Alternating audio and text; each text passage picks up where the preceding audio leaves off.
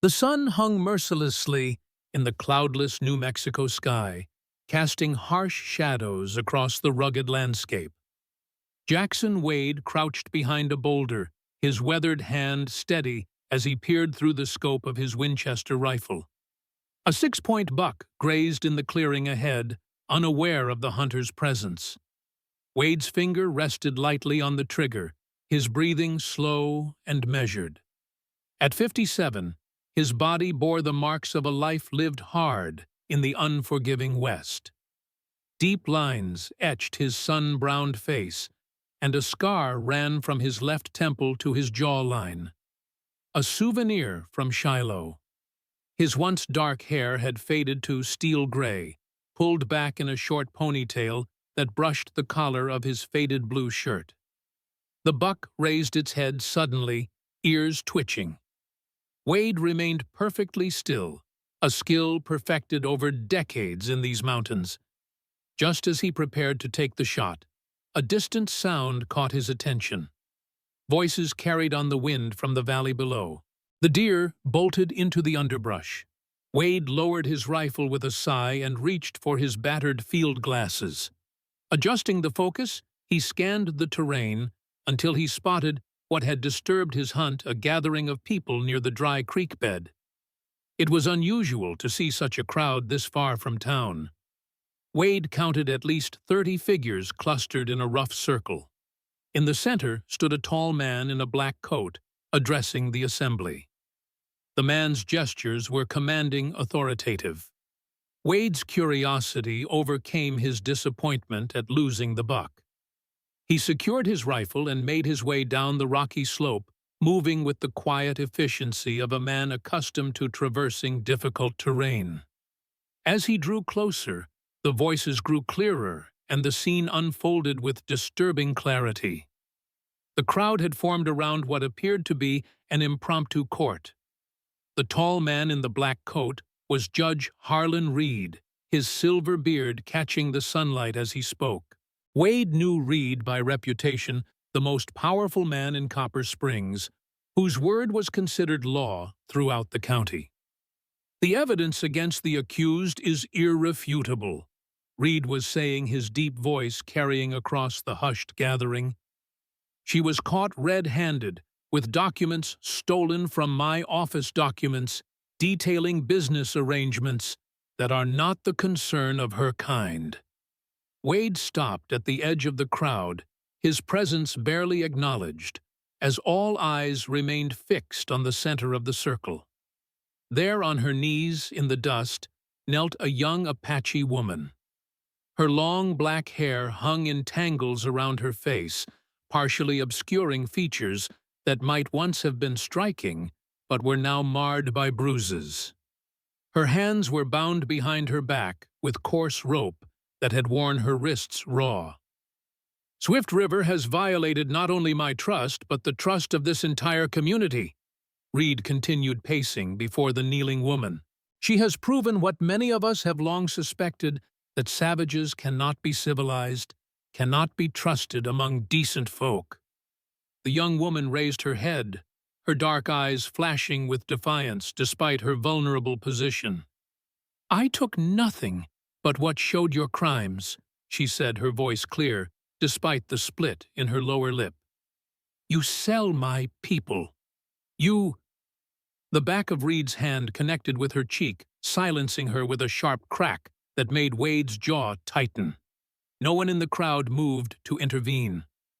"The law of our fathers provides for such cases," Reed announced, straightening his coat. "When guilt is evident, but must be confirmed beyond all doubt, we turn to a higher justice." He gestured toward the sun overhead. 3 days under heaven's gaze will determine her fate. If she survives, she walks free. If not, her guilt is proven by divine judgment. Murmurs rippled through the crowd. Wade had heard of this sun law, but had never witnessed it. It was an old practice brought west by settlers who claimed it dated back to colonial times. In truth, it was a death sentence disguised as justice Few could survive 3 days of exposure in the desert heat without water. 4 men stepped forward with iron stakes and hammers. The Apache woman was dragged to a flat stretch of ground where the sun bore down without mercy.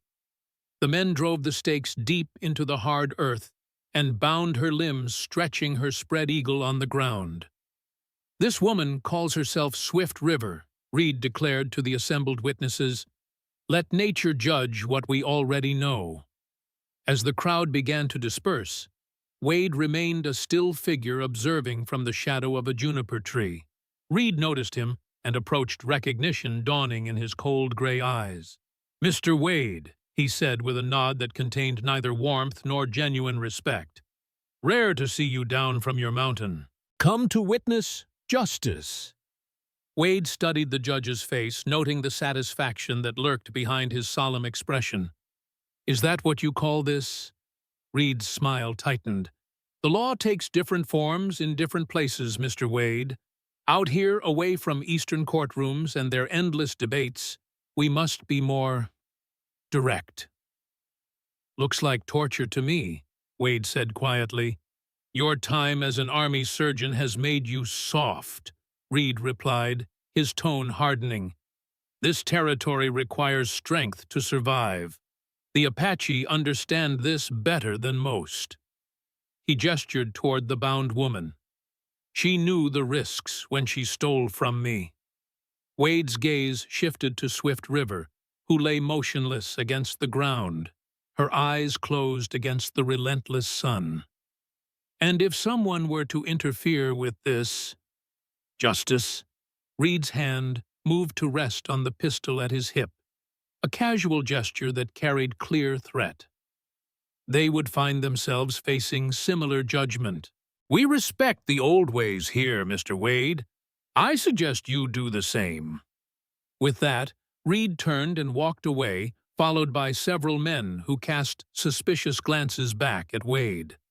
Among them, Wade noticed the Blackburn brothers Luke and Ezra, known throughout the territory as ruthless bounty hunters, who asked few questions about the jobs they took. By late afternoon, the area had emptied of all but a few figures. Reed had stationed the Blackburns at a distance ostensibly to ensure that the sentence was carried out without interference. They had set up a small camp on a rise, overlooking the site, occasionally passing a bottle between them as they watched. Wade retreated to the hills but didn't return to his cabin.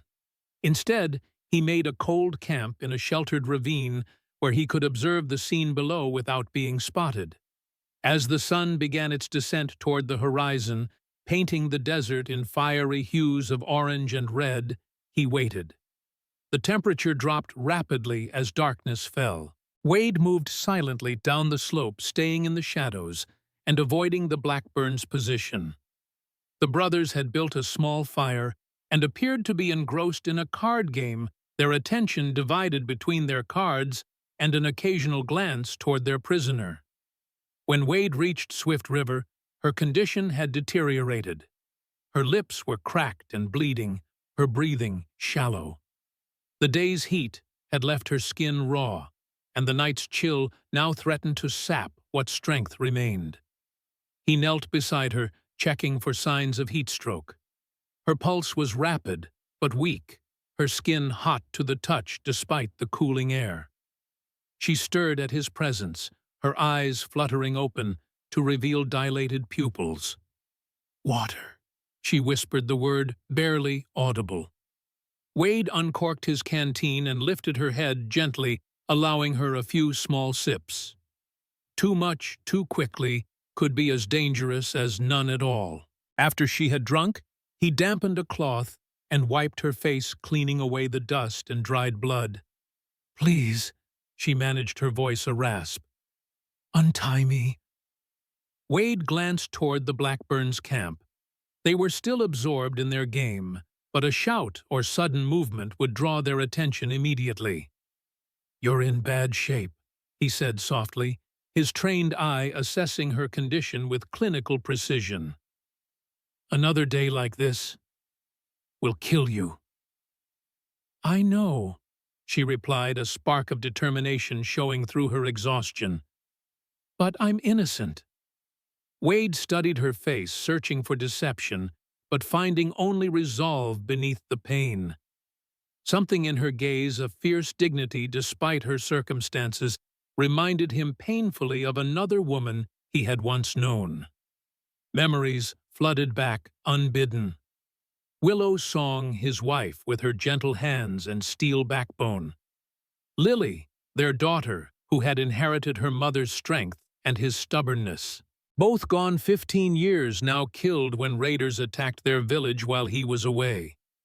He had returned to find only ashes and 2 fresh graves dug by surviving tribal members. The guilt had never left him, that he hadn't been there, that he couldn't save them. He had retreated to the mountains afterward, a broken man turning his back on the world that had taken everything from him. Now, looking into Swift River's eyes, he felt something he hadn't experienced in years, the stirring of purpose. "I'm going to cut you loose," he whispered, drawing a knife from his boot. "But we'll need to move fast and quiet. The Blackburns have good ears." He worked quickly, slicing through the ropes at her wrists and ankles. The bindings had cut deep, leaving angry red welts on her skin. She tried to sit up, but fell back with a muffled gasp of pain. "Easy," Wade cautioned, supporting her shoulders. "Your muscles have been stretched for hours. Take it slow." As he helped her to a sitting position, something caught his eye. A silver chain around her neck, partially hidden beneath her torn dress. A small jade pendant in the shape of a leaf hung from it, its green surface gleaming dully in the moonlight. Wade's breath caught in his throat. He knew that necklace had commissioned it himself from a silversmith in Santa Fe as a gift for Lily's 10th birthday, her last. It had been crafted to match the shape of a cottonwood leaf, Lily's favorite tree. "Where did you get this?" he asked, his voice barely controlled as he touched the pendant. Swift River's hand went protectively to the necklace. "It was my mother's," she said. "The only thing I have of her, family treasure." Before Wade could question her further, a shout came from the direction of the Blackburns' camp. Luke Blackburn was standing, pointing in their direction. "We've got to move," Wade urged, helping Swift River to her feet. She swayed dangerously, and he caught her before she could fall. "Can you walk?" "I will walk," she replied with grim determination, though her legs trembled visibly. Wade half-carried her to where he had left his horse tethered among the junipers. Behind them, the bounty hunters were scrambling to saddle their own mounts, their curses carrying clearly through the still night air. He lifted Swift River onto his horse and swung up behind her, feeling her body sag against his chest, as her remaining strength began to fade. "Hold on," he murmured, spurring the horse forward into the darkness. They rode hard through the night, taking game trails and dry creek beds that would be difficult to follow. Wade knew these mountains better than most, having spent years exploring their hidden valleys and box canyons.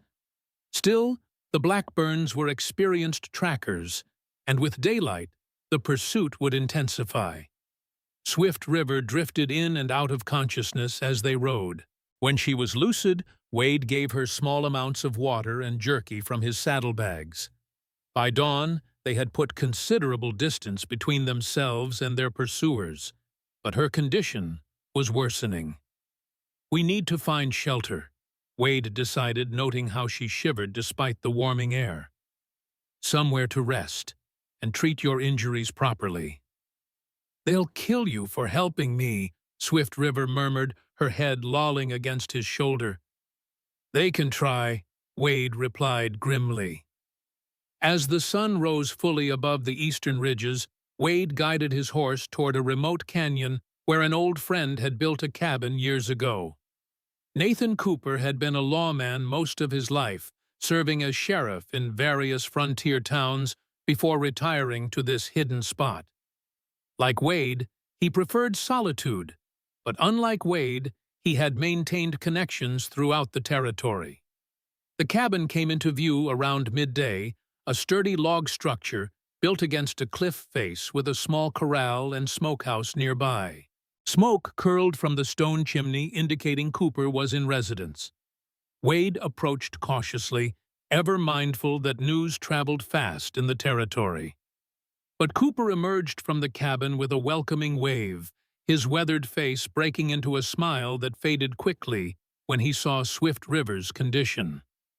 "Trouble follows you like a shadow, Jackson," Cooper remarked, helping Wade lift the semi-conscious woman from the horse. Despite being in his 60s, Cooper's arms were corded with muscle from years of hard work. "Bring her inside." They carried Swift River into the cabin and laid her gently on Cooper's bed. The interior was sparse but clean, with a stone fireplace. A rough-hewn table with chairs and shelves lined with books, an unusual luxury in the territory.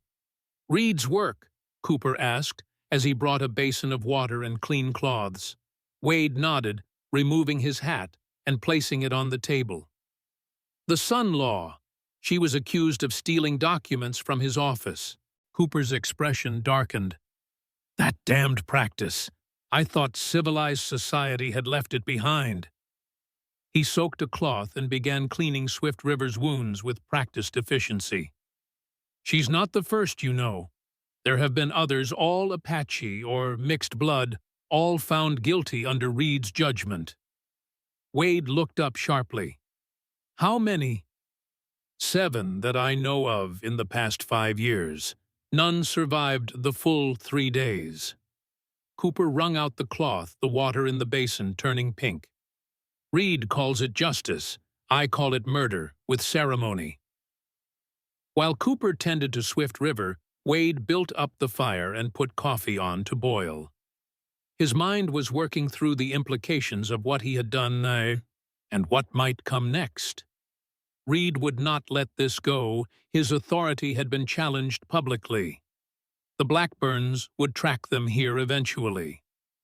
"You're thinking too loud, Jackson," Cooper said, joining him by the fire after finishing his ministrations. "She's sleeping now. The burns are bad, but she's strong. She'll live if infection doesn't set in." Wade poured them both coffee in tin cups, the strong brew bitter and bracing. "Reed will send men." "Let him." Cooper sipped his coffee, seemingly untroubled. "This cabin has survived Apache raids and army patrols. A few bounty hunters don't worry me." "The Blackburns aren't ordinary bounty hunters." "No, they're not," Cooper agreed. "But I've known them longer than Reed has. They respect certain boundaries." He set his cup down and fixed Wade with a penetrating stare. "What I want to know is why you've stepped into this fight after all these years of hiding in the hills." Wade's gaze drifted to the small jade pendant visible at Swift River's throat as she slept. "Something about her," he began, then shook his head. "I couldn't just watch her die." Cooper followed his gaze, his eyes narrowing thoughtfully. "There's more to this story than you're telling me." Before Wade could respond, a low moan came from the bed. Swift River was stirring, her face contorted in pain. Wade moved quickly to her side, checking her forehead for fever. Her skin was hot, but not dangerously so. "You're safe," he told her, as her eyes opened, confusion evident in their depths. "This is Nathan Cooper's place. He's a friend." Swift River's gaze darted around the unfamiliar surroundings before settling on Wade's face. Recognition slowly dawned.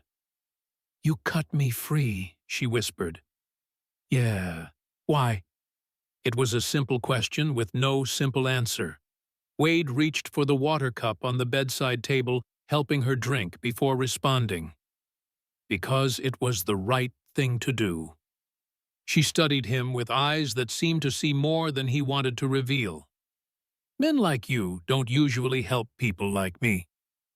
"What kind of man do you think I am? A white man who lives alone," she said bluntly. Such men usually hate Indians or fear them, sometimes both. And despite himself, Wade felt a smile tug at his lips, the first in longer than he could remember. My wife was Apache, he said quietly. My daughter was half. Swift River's expression changed surprise, replacing suspicion. They died 15 years ago. Understanding passed between them, the unspoken recognition of loss that transcended words. Swift River nodded slightly, a gesture that acknowledged his pain without pity. I am sorry for your grief, she said simply. Cooper had been observing their exchange from across the room. Now he approached carrying a small pot of salve. This will help with the burns, he told Swift River, offering the container to Wade. It's a mixture of aloe and herbs I learned about from a Navajo healer. As Wade applied the cooling salve to Swift River's raw skin, Cooper posed a question directly to her. What did you see in Reed's office that got you condemned? Swift River hesitated, her eyes meeting Wade's before she answered. Ledgers, records of people bought and sold like cattle. Apache women, mostly some children. Her voice hardened. My people disappear, and no one asks where they go. But I asked. I found answers in his papers. Cooper and Wade exchanged grim looks. The trade in human lives was nothing new in the territories, but to have evidence against someone as powerful as Reed was significant and dangerous. Did you take these documents? Cooper asked. Swift River shook her head. No time. He caught me. Said I was stealing valuables. A bitter smile twisted her lips. The only valuable thing in his office was the truth. As she spoke, Wade noticed something in her speech patterns, an echo of formal education beneath the frontier dialect. It suggested she hadn't been raised entirely in the traditional Apache way. Where did you grow up? He asked. With the Bennetts in Santa Fe, she replied. White family that took me in after my village was attacked. I was very young. Her hand went unconsciously to the jade pendant. I remember little of that time, just fire screams and a man in a mask. Wade felt a chill run through him.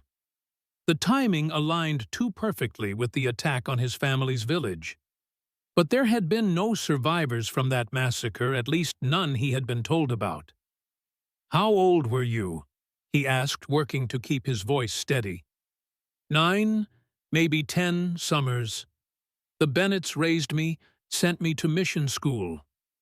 Her eyes took on a faraway look. They were kind, but I knew I was different. When I was old enough, I began searching for my roots. And that led you to Reed. Swift River nodded. I took work as his clerk 6 months ago. People talk freely around Indians they think are tame. Her expression hardened.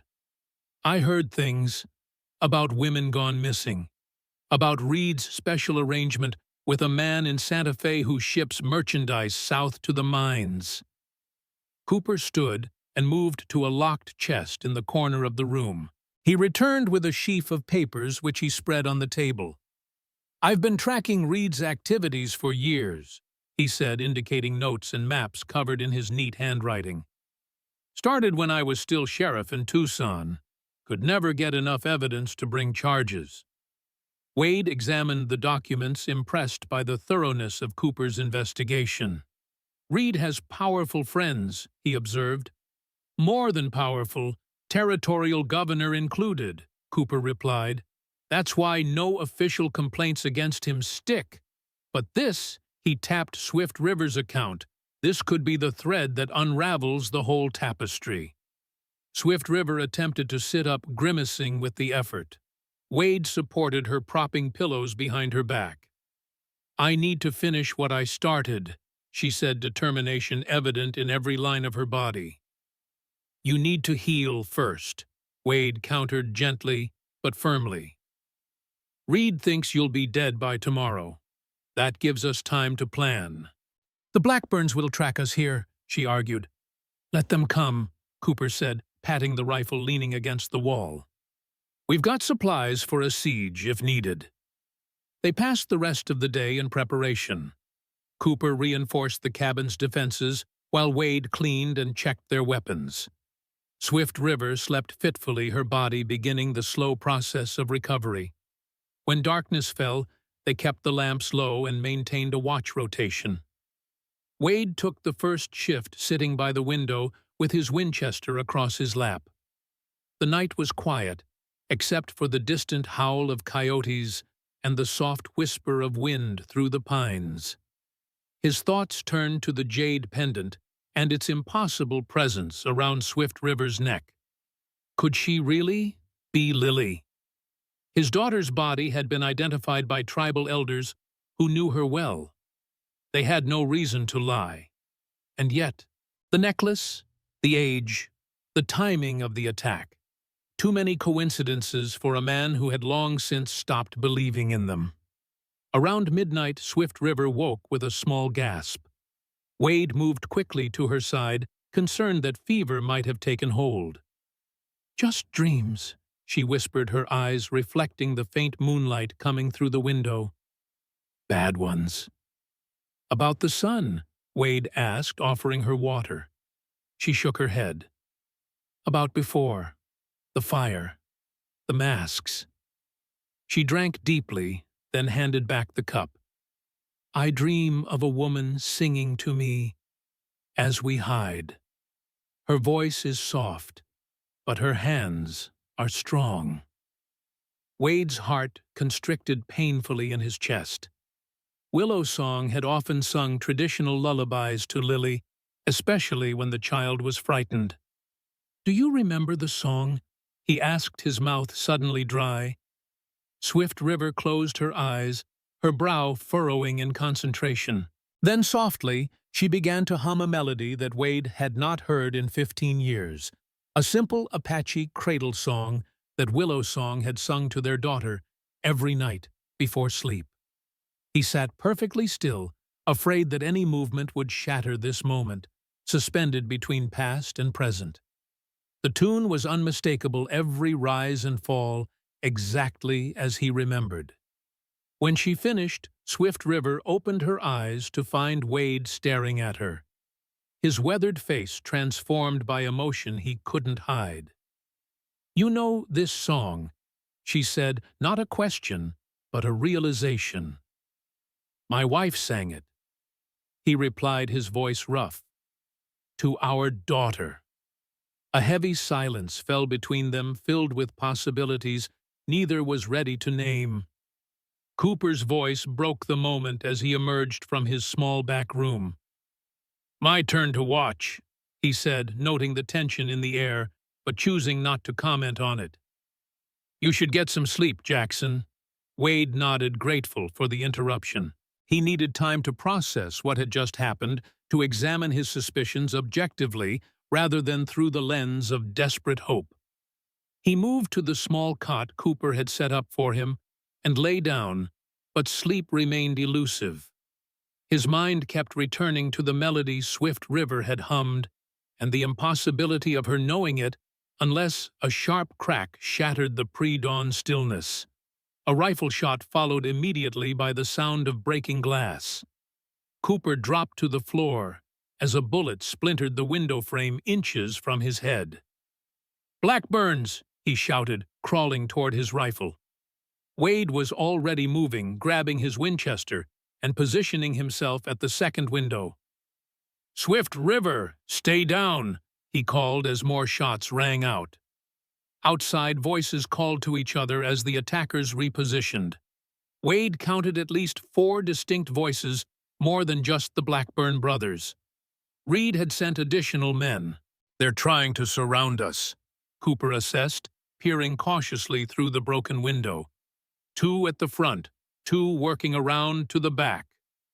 Wade took careful aim at a shadow moving between the trees and fired. A cry of pain confirmed his hit, though he couldn't tell how severe. "Cooper!" a voice shouted from the darkness. We just want the Indian woman. Send her out, and we'll leave you be." "That's Luke Blackburn," Cooper muttered. "Go to hell, Luke," he shouted back. "You're trespassing on my property. Don't be a fool, old man. Reed's offering 500 for her dead or alive." "Since when do you take orders from Reed?" Cooper called, trying to buy time as he reloaded. "I remember when the Blackburns answered to no man." A pause followed, suggesting Cooper's words had struck home. The Blackburn brothers had a reputation for fierce independence that bordered on lawlessness.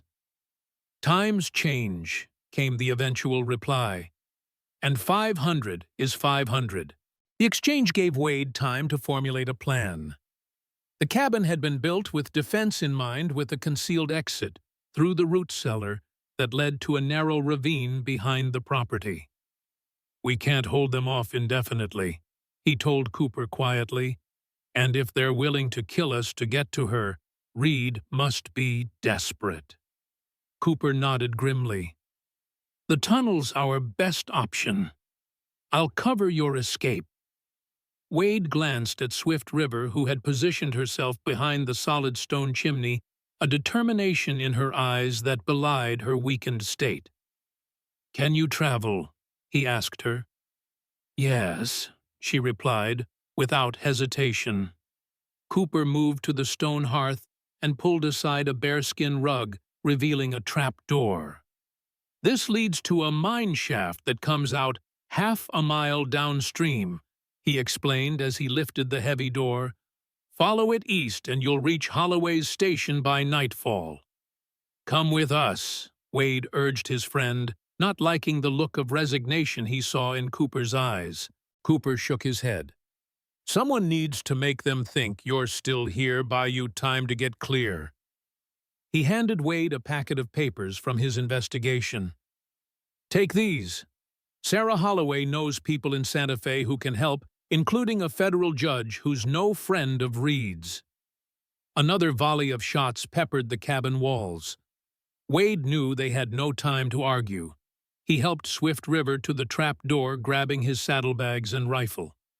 "I'll give them something to remember me by," Cooper promised with a grim smile. "Now go." Wade clasped his old friend's shoulder, a lifetime of shared experiences passing between them in that brief contact. Then he descended into the darkness, after Swift River pulling the trapdoor shut behind them.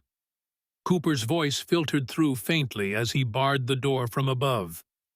"Good luck, old friend. Find the truth." The tunnel was narrow and damp, its walls supported by aged timber that creaked ominously in places. Wade lit a small lantern from his pack, revealing a passage that sloped gently downward. Swift River moved ahead of him, her steps unsteady but determined. They had gone perhaps 100 yards when the muffled sound of gunfire erupted behind them, followed by a man's shout of pain. Wade paused, listening intently, but Swift River urged him onward. "He chose his fight," she said softly. "Honor his choice by surviving." Wade knew she was right, though it didn't ease the weight of leaving Cooper behind. They pressed on through the tunnel, which eventually opened into a broader mine shaft, with rusted tracks still visible on the floor. "Old silver mine," Wade explained as they followed the tracks eastward. "Played out 20 years ago, but the Apaches knew about it long before the white miners came." Swift River nodded. "My people have stories of the shining stones that draw greedy men. They say such wealth brings only sorrow." They emerged from the mine as dawn was breaking, finding themselves in a sheltered ravine, thick with pine and juniper. Wade secured the hidden entrance behind them, disguising it with brush and stones. "We'll rest here until dark," he decided, noting Swift River's exhaustion despite her stoic expression. "Too dangerous to move in daylight." They made a cold camp in a small cave formed by fallen boulders. Wade treated Swift River's wounds again, with Cooper's salve, noting with relief that no infection had set in. Her resilience impressed him. Most people would have been incapacitated by what she had endured. As they shared jerky and the last of Wade's coffee, Swift River studied him with unwavering intensity. "You recognized my necklace," she said finally.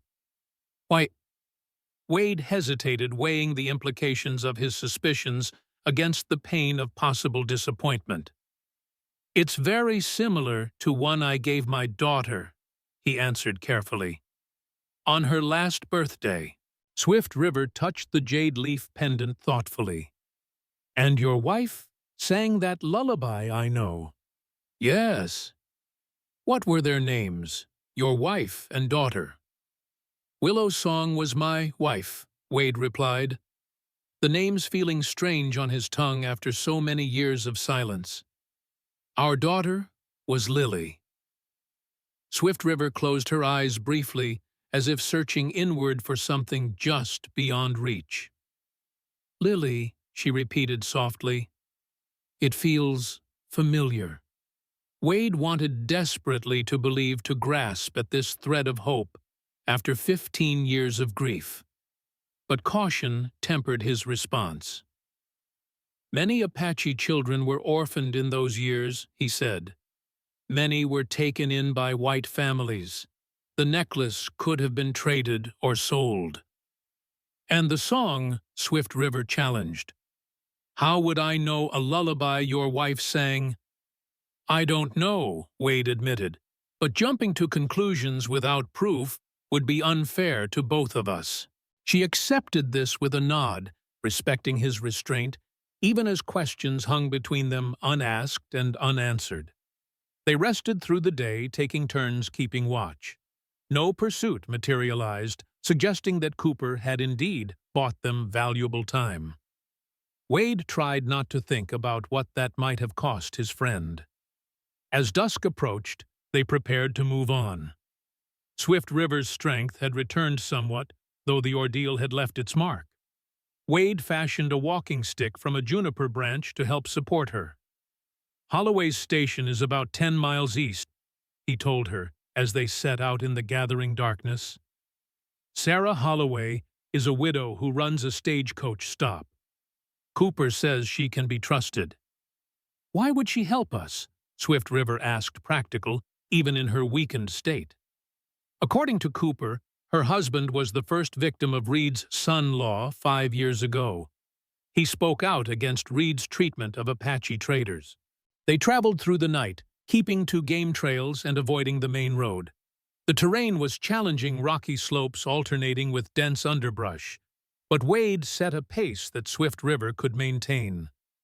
By midnight, they had covered about half the distance to Holloway's station. They stopped to rest in a small clearing beside a spring, drinking deeply of the cold, clear water. The night was alive with the sounds of crickets and the occasional hoot of a hunting owl. Above them, stars crowded the sky in their countless multitudes. Swift River settled with her back against a boulder, exhaustion evident in every line of her body. Wade sat nearby, alert to any sound that might indicate pursuit. "Tell me about them," Swift River said quietly after a long silence. "Your wife and daughter." Wade hadn't spoken of his family in years, had locked away the memories because they brought too much pain. But now, in the darkness, with this young woman who hummed Willow Song's lullaby, the words came. "Willow Song was the daughter of a medicine man," he began, his voice low. "I met her after the war when I was working as a contract surgeon for the Army. She had been trained in her tribe's healing ways and sometimes helped at the infirmary." A smile touched his lips at the memory. "She had no patience for Army regulations or for doctors who thought they knew everything." Swift River listened intently, her face illuminated by the faint moonlight filtering through the trees. "We fell in love despite the disapproval on both sides," Wade continued. "Got married in a ceremony that combined Apache traditions with Christian ones. settled in a small village where her family lived. He paused, the painful part of the story approaching. Lily was born a year later. Smart as a whip, stubborn as her mother. She loved climbing trees and swimming in the creek. Wanted to be a healer like both her parents. "What happened to them?" Swift River asked gently. Wade's expression darkened. "I was away treating an outbreak of fever in a settlement 2 days' ride from our village. While I was gone, raiders attacked. By the time I returned, it was over. 27 dead, including Willow Song. The survivors told me Lily had been with her mother in their home when it was burned." He fell silent, the familiar grief washing over him anew. Swift River didn't speak, allowing him space to collect himself. "I buried them together under a cottonwood tree," he finally said. The leaf pendant was shaped like its leaves. Lily loved that tree. "After the funeral, I couldn't stay. Too many memories. I headed into the mountains and never went back." Swift River touched the jade pendant at her throat, her expression troubled. "And now you find a stranger wearing a necklace like your daughter's, humming her mother's song." "Yes." "What does your heart tell you?"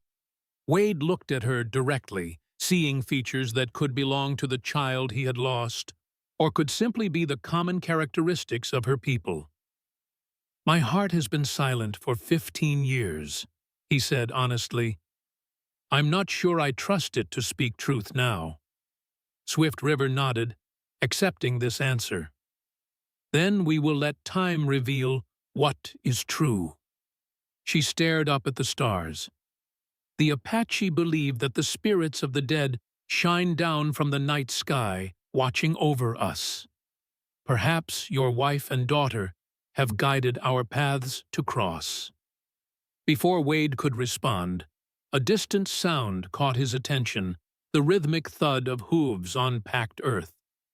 He rose quickly, signaling for Swift River to remain silent as he moved to the edge of the clearing and listened. "Riders," he whispered when he returned to her side. "At least 3 moving fast along the main trail." "Blackburns."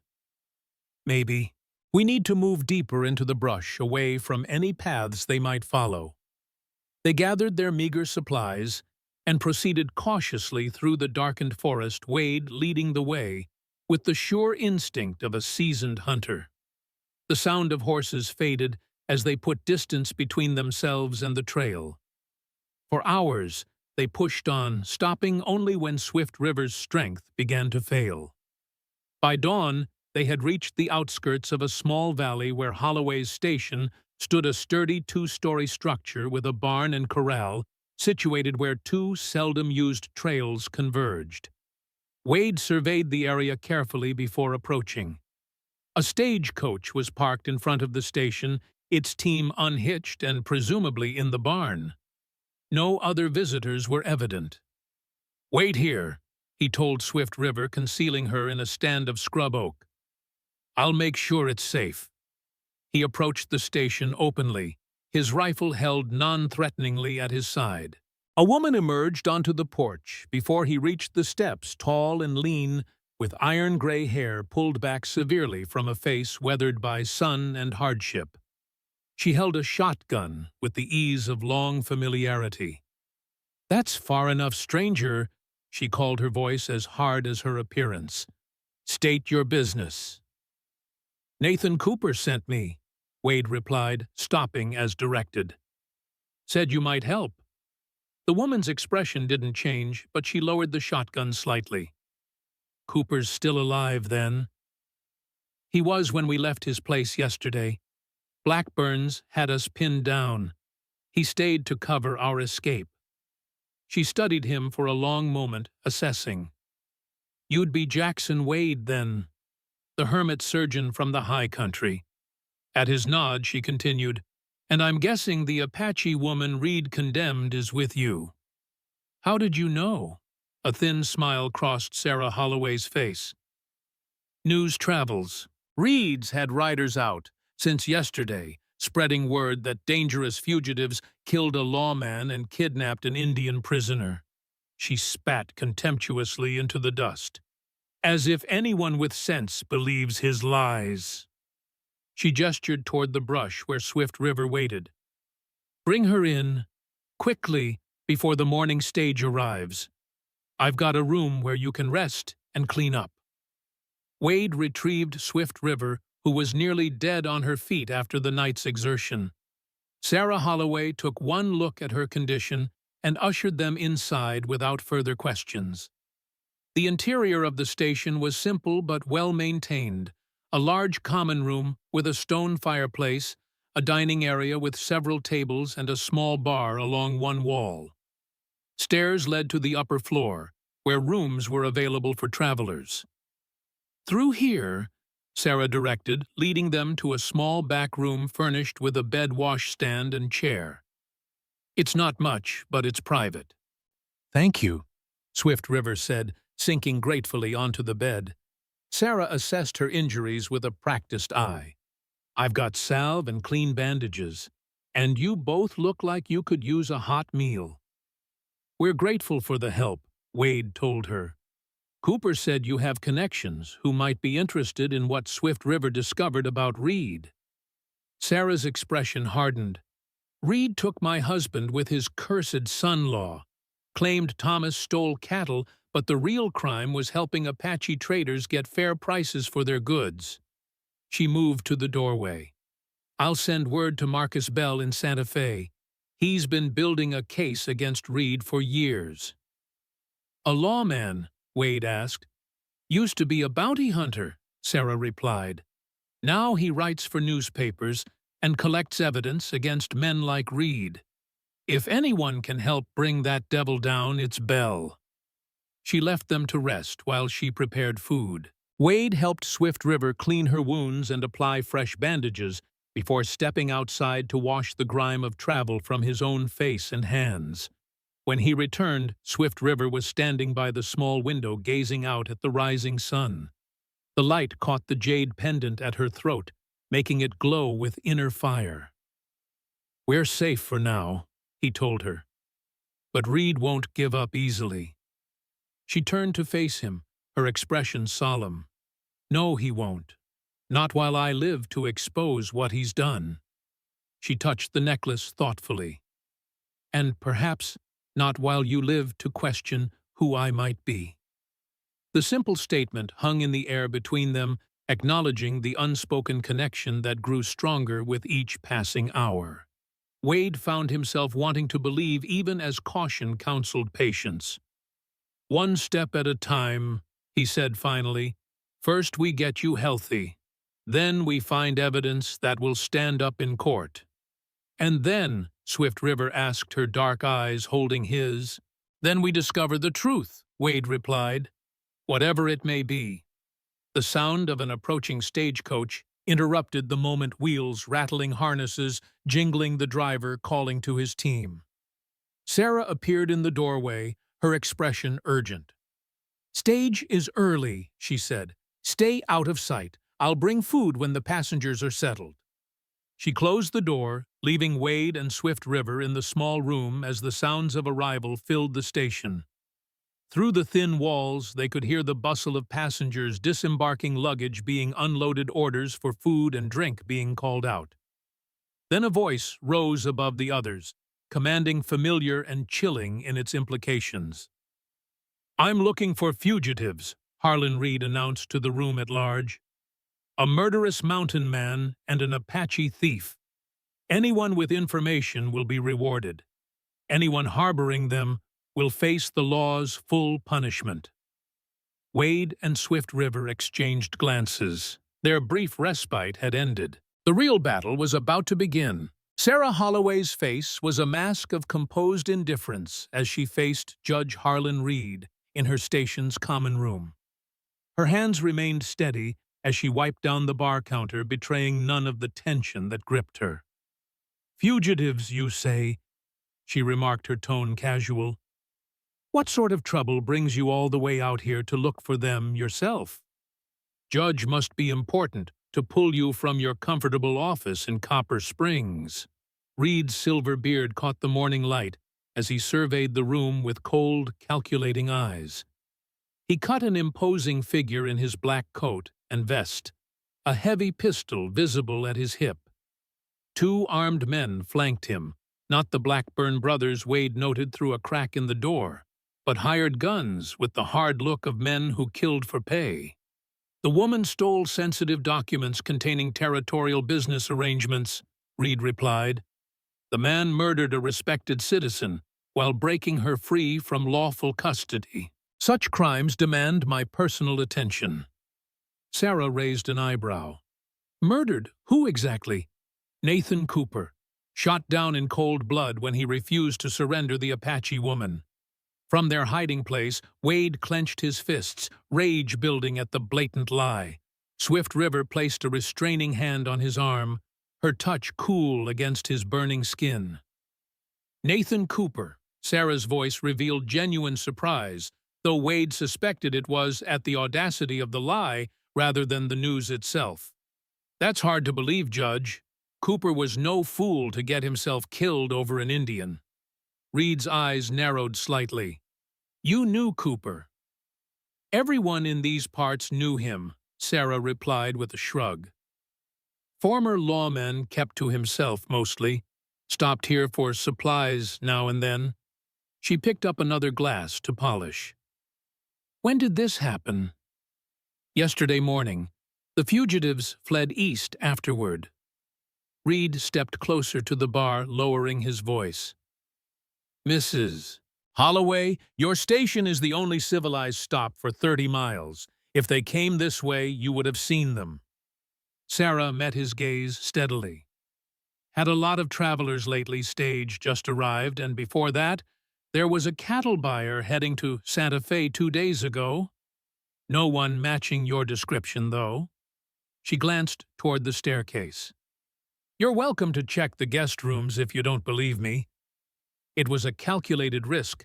The rooms upstairs were empty, and offering them for inspection suggested she had nothing to hide. Reed seemed to consider it before shaking his head. "That won't be necessary. I trust your word, Mrs. Holloway." The statement hung in the air, clearly false to both speaker and listener, but part of the dance of power and deception that governed their interaction. "Will you and your men be staying for a meal?" Sarah asked, changing the subject. "Cook's just made fresh biscuits and ham. We have ground to cover." Reed declined. "But we'll take supplies for the road." While Sarah assembled provisions, Reed paced the common room, pausing occasionally to study the few wanted posters tacked to the wall or to gaze out the windows at the surrounding terrain. His manner was unhurried, but Wade recognized the predatory assessment in his movements.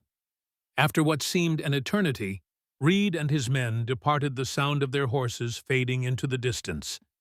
Sarah waited a full 10 minutes before entering the back room where Wade and Swift River remained hidden.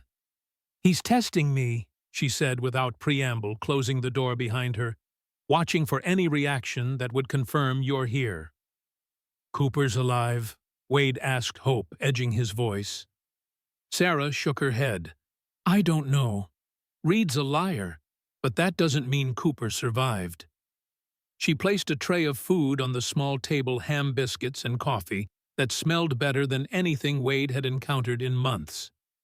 "Eat quickly. You need to move soon. Reed will be back." "You think he suspects?" Swift River asked, already reaching for the food with the hunger of someone who had been near starvation. "Reed suspects everyone," Sarah replied grimly. "He didn't get where he is by being trusting, and he knows my history, knows Tom died under his son-in-law. He'll have men watching the station by nightfall." Wade considered their options while he ate. "We need to reach Santa Fe," he decided. "Find this Marcus Bell that Cooper mentioned." Sarah nodded. "Bell's your best hope. He's been gathering evidence against Reed and his associates for years, testimony from families of victims' financial records showing suspicious transactions." "How do we find him?" You don't. I send word, and he finds you. Sarah moved to a loose floorboard in the corner and pried it up, revealing a hidden compartment. From it, she withdrew a small bundle wrapped in oilcloth. But first, you need a safer place to wait. She unfolded the cloth to reveal a hand-drawn map.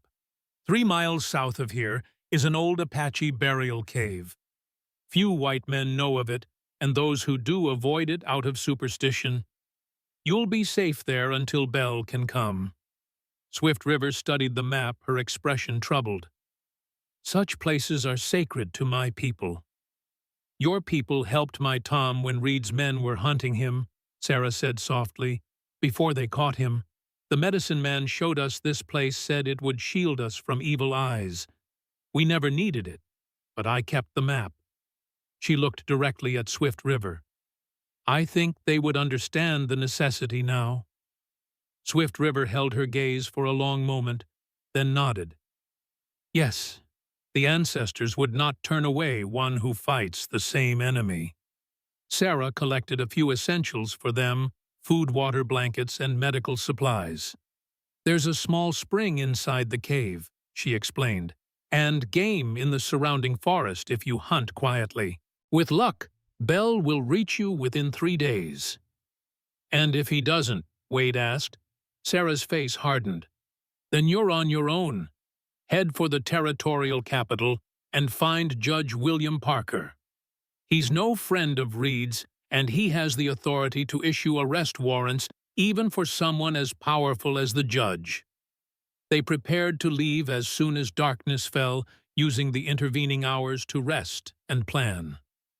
Wade cleaned and oiled his Winchester, while Swift River studied Cooper's notes on Reed's operations, committing key details to memory in case they lost the physical documents. As the sun began its descent, Sarah came to them with fresh clothing, a simple dress for Swift River, and a worn but serviceable shirt for Wade. The stage brought mail, she said, handing Swift River a folded newspaper. Thought you should see this? The newspaper was the Copper Springs Gazette, dated the previous day. The headline turned Wade's blood cold. Apache woman escapes justice with aid of mountain killer. The article beneath detailed how Swift River, described as a known thief and agitator, had been freed from lawful custody by Wade, characterized as a deranged hermit with Indian sympathies. It claimed they had murdered Nathan Cooper when he tried to apprehend them, and were believed to be heading toward Apache territory to incite rebellion. He's building a narrative, Wade observed grimly, making sure that if we're seen, we'll be shot on sight. There's more, Sarah said, tapping another story lower on the page. Read that. The smaller article announced increased Army patrols along the Apache reservation boundaries following credible reports of weapons stockpiling and potential uprising. Reed was quoted praising the military's necessary precautions in these dangerous times. Swift River's face hardened as she read. He creates fear of my people to distract from his crimes. If blood flows, it will serve his purpose. All the more reason to reach Belle quickly, Sarah said, taking back the newspaper. The man has contacts in Washington who might prevent the situation from escalating. As dusk deepened into night, Sarah helped them slip out through the root cellar, which connected to a drainage culvert beneath the station's foundation. They emerged in a dry creek bed 50 yards behind the main building, hidden from the road by a stand of cottonwoods. Follow the creek south until you reach the three-peaked hill, Sarah instructed, pointing into the darkness. The cave entrance is on the eastern face, hidden behind a fall of rock. God go with you both. Wade clasped her hand briefly. Thank you. We won't forget this. Don't thank me, she replied softly. Just make sure Reed pays for what he's done. All of it. They moved swiftly through the night, Wade setting a pace that respected Swift River's still recovering strength. The moon was a thin crescent providing just enough light to navigate by without making them visible to any watching eyes. They kept to the creek bed where the soft sand muffled their footsteps, stopping occasionally to listen for pursuit. 3 hours of steady travel brought them to the landmark Sarah had described, a hill with 3 distinct peaks silhouetted against the star-filled sky. They approached its eastern face, cautiously searching for the hidden entrance among tumbled boulders and scrub brush. Swift River found it first, a narrow opening behind a screen of fallen rock, barely wide enough for a person to slip through sideways. Inside the passage widened immediately into a chamber large enough to stand in with smaller tunnels branching off deeper into the hill. Wade struck a match, the brief flare revealing walls decorated with ancient pictographs, stylized figures of animals and humans, handprints in red ochre zigzag lines representing water or lightning. He lit a small candle from Sarah's supplies, and they moved farther into the cave system. "These markings are very old," Swift River said, her voice hushed with respect. "From the ancient ones who came before even the Apache." They followed the sound of water to a chamber where a small spring bubbled from the rock, forming a clear pool before disappearing into the stone floor. The air was cool and damp, smelling faintly of minerals. "This will do," Wade decided, setting down their packs. Defensible entrance, water source, and impossible to spot from outside. They established a simple camp, spreading blankets on the smooth stone floor and arranging their supplies. The cave's constant temperature would protect them from both the day's heat and the night's chill. Swift River sat cross-legged by the pool, her fingers trailing in the water. "This is a place of power," she said quietly. "My people believe such caves connect our world to the spirit realm." Wade settled nearby, tending the small candle flame. "Do you believe that?" She considered before answering. "I was raised by the Bennetts from age 9. They were Christian missionaries who took me in after the raid. I learned their prayers, their Bible." She gazed at the ancient paintings surrounding them. "But yes, I feel something here that their teachings cannot explain." "And before the Bennetts, what do you remember?" Swift River closed her eyes, her face a study in concentration. "Fragments only. A village by a stream, women grinding corn, men returning from hunting." Her expression softened. "A woman singing as she weaves. The song I hummed for you. Willow Song." Wade said, the name still painful to speak. "Perhaps?" Swift River opened her eyes, studying him in the flickering light. "Or perhaps another woman who knew the same lullaby. Many Apache mothers sing it." It was a gentle caution against hoping too much too soon. Wade appreciated her honesty, even as part of him longed to believe. "Tell me about the raid," he asked. "What do you remember?" Her hand went unconsciously to the jade pendant. "Shouting, gunfire. The woman, my mother, I think, hiding me beneath floor coverings in our home. She gave me this necklace, told me it would protect me." Swift River's voice grew distant. Then smoke. Men's voices speaking English. One wore a kerchief over his face, but his eyes... She shuddered. "Cold, like looking at death." "What happened to you next?" "I was pulled from hiding, carried away. I remember the village burning behind us." She shook her head. "Then nothing clear until the Bennetts. They told me I was brought to their mission by a trader who said he'd found me wandering alone." Wade absorbed this, comparing it to what he knew of the attack on his family's village. The details matched in broad strokes, but there were discrepancies too. In the version he'd been told, the home where Willow Song and Lily had sheltered had burned completely, leaving no survivors. "Did the Bennetts give you the name Swift River?" he asked. She shook her head. "They called me Ruth. When I was 18, I left them to search for my true heritage.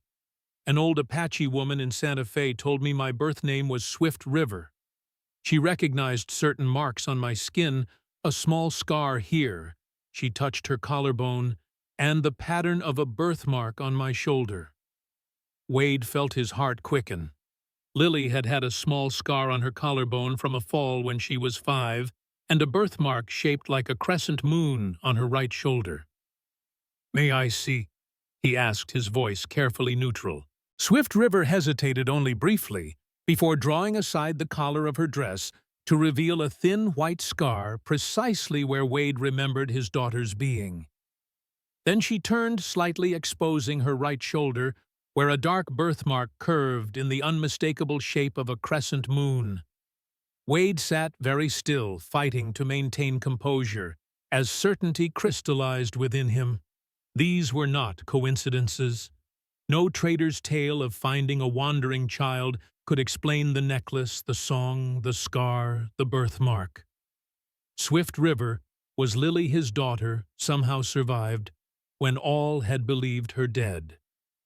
"You see something familiar?" Swift River observed, reading his expression. "Yes," Wade admitted, his voice thick with emotion. "My daughter had those exact marks." A long silence stretched between them, broken only by the soft music of the spring. "What does this mean?" Swift River finally asked. "For us," Wade considered carefully before answering. "The truth was a fragile thing, easily damaged by haste or presumption. It means we have more questions than answers," he said, "but also more reason to find those answers." She accepted this measured response, neither embracing nor rejecting the possibility that had opened before them. "Reed may be the key," she said, returning to the immediate threat. "He has been in this region for over 20 years. If there is a connection between the raid on my village and the raid on yours, then he might know about it," Wade finished. "Or even have orchestrated it." Swift River nodded. "His hatred of the Apache runs deep, and he has profited from our suffering for many years." They spent the next hours reviewing Cooper's notes, looking for patterns that might connect Reed to the attack 15 years earlier. The documents detailed various suspicious activities, land seizures, unexplained disappearances, financial transactions with no apparent legitimate purpose. But nothing specifically linked Reed to the raid on Wade's family's village. "We need more information," Wade concluded as they carefully refolded the papers. "Bell might have the missing pieces." "Or Cooper," Swift River added, "if he survived." They established a watch rotation, though the cave's isolation made discovery unlikely. Wade took the first shift, sitting near the entrance where he could observe the narrow approach, while still keeping the camp within view. The night passed uneventfully. In the morning, Wade ventured outside briefly to set snares in the surrounding forest. By midday, they had caught 2 rabbits, which they cooked over a small, smokeless fire of dry twigs deep within the cave where the flames wouldn't be visible from outside. The routine established itself over the next 2 days: careful foraging, minimal movement, outside constant vigilance. Swift River's strength returned rapidly, her resilience remarkable, given what she had endured. They spoke little of the possibility that she might be Lily, as if by mutual agreement they had decided to wait for more concrete evidence before confronting such a momentous revelation. On the 3rd day, as Wade returned from checking his snares, he noticed fresh tracks in the soft earth near the cave entrance, boot prints that weren't his own, heading directly toward their sanctuary. He drew his pistol and approached cautiously, every sense alert. The tracks led straight to the hidden opening, then disappeared inside. Someone had found them. Wade slipped through the entrance, staying low and to one side where the shadows were deepest. He could hear voices echoing from the main chamber, Swift River, and a man, their tones conversational rather than confrontational. He moved silently through the passage until he could see them. Swift River sat by the spring, apparently at ease. Across from her was a man Wade didn't recognize, tall and lean, with close-cropped dark hair and a neatly trimmed beard. He wore trail clothes and a gun belt with a Colt revolver, but his hands were empty and his manner relaxed. "Your friend is very quiet," the stranger remarked without turning. "I heard him enter 30 seconds ago, and he still hasn't announced himself." Wade stepped into view, his pistol lowered but ready. "You have the advantage of me, sir." The man turned, revealing a face marked by a diagonal scar across the left cheek. "Marcus Bell." He introduced himself, rising smoothly to his feet. "Sarah Holloway sent word you were expecting me." Wade holstered his weapon slowly. "How did you find us?" "I've known about this cave for years," Bell replied. "Used it myself once when certain parties in Santa Fe wanted me dead." He gestured to the pictographs on the walls.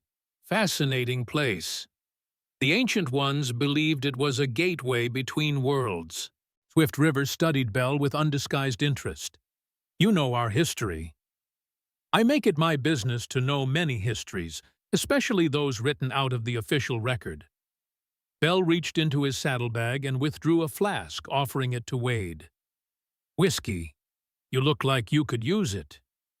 Wade accepted the flask and took a measured sip, feeling the burn of good liquor, a luxury he had almost forgotten during his years in the mountains. "Sarah said you've been building a case against Reed." Bell nodded, reclaiming the flask. 3 years of work. Testimony from families of his victims' financial records showing bribes and embezzlement, evidence of his involvement in human trafficking. His expression darkened. "Reed has powerful friends, including the territorial governor. Taking him down requires overwhelming proof and the right political moment." "And we've stumbled into the middle of your investigation," Wade surmised. "Not stumbled," Bell corrected. "Accelerated.